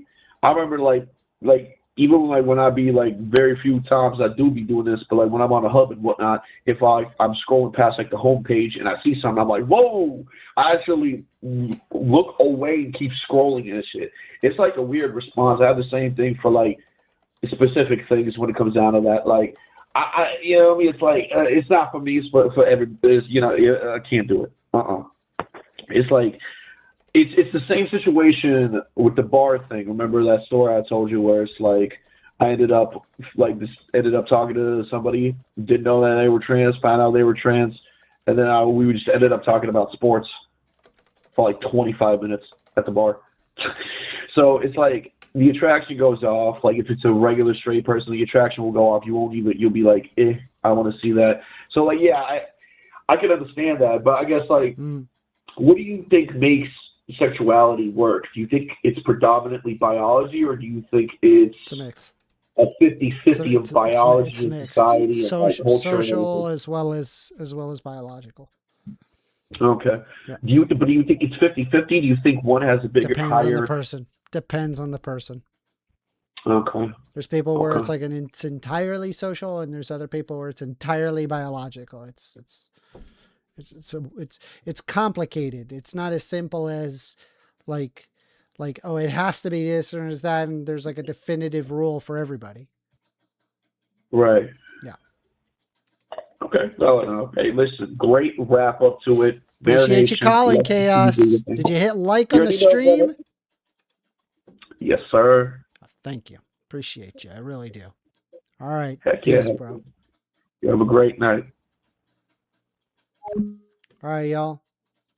So I'm going to call it. It's been about 4 hours. I think we had a really good stream. I'm going to wrap it up. I thank y'all very much for joining in. If you guys make sure that you hit follow, make sure you hit subscribe if you haven't done so already.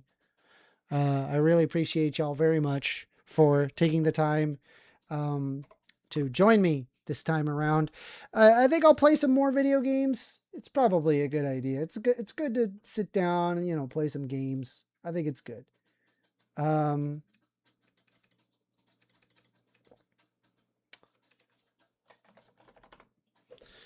right, let me see here. What does social mean in this context? It would mean like socially you get into it. Like I would say, I'll pull up the definition of social. I apologize. Let's see here. Like what I'm referring to. Sorry, just give me a moment. Human interaction. Like there's just more interaction that is occurring with you in the external sense stimulus of your world. You are reacting to it. So that would be social, I guess.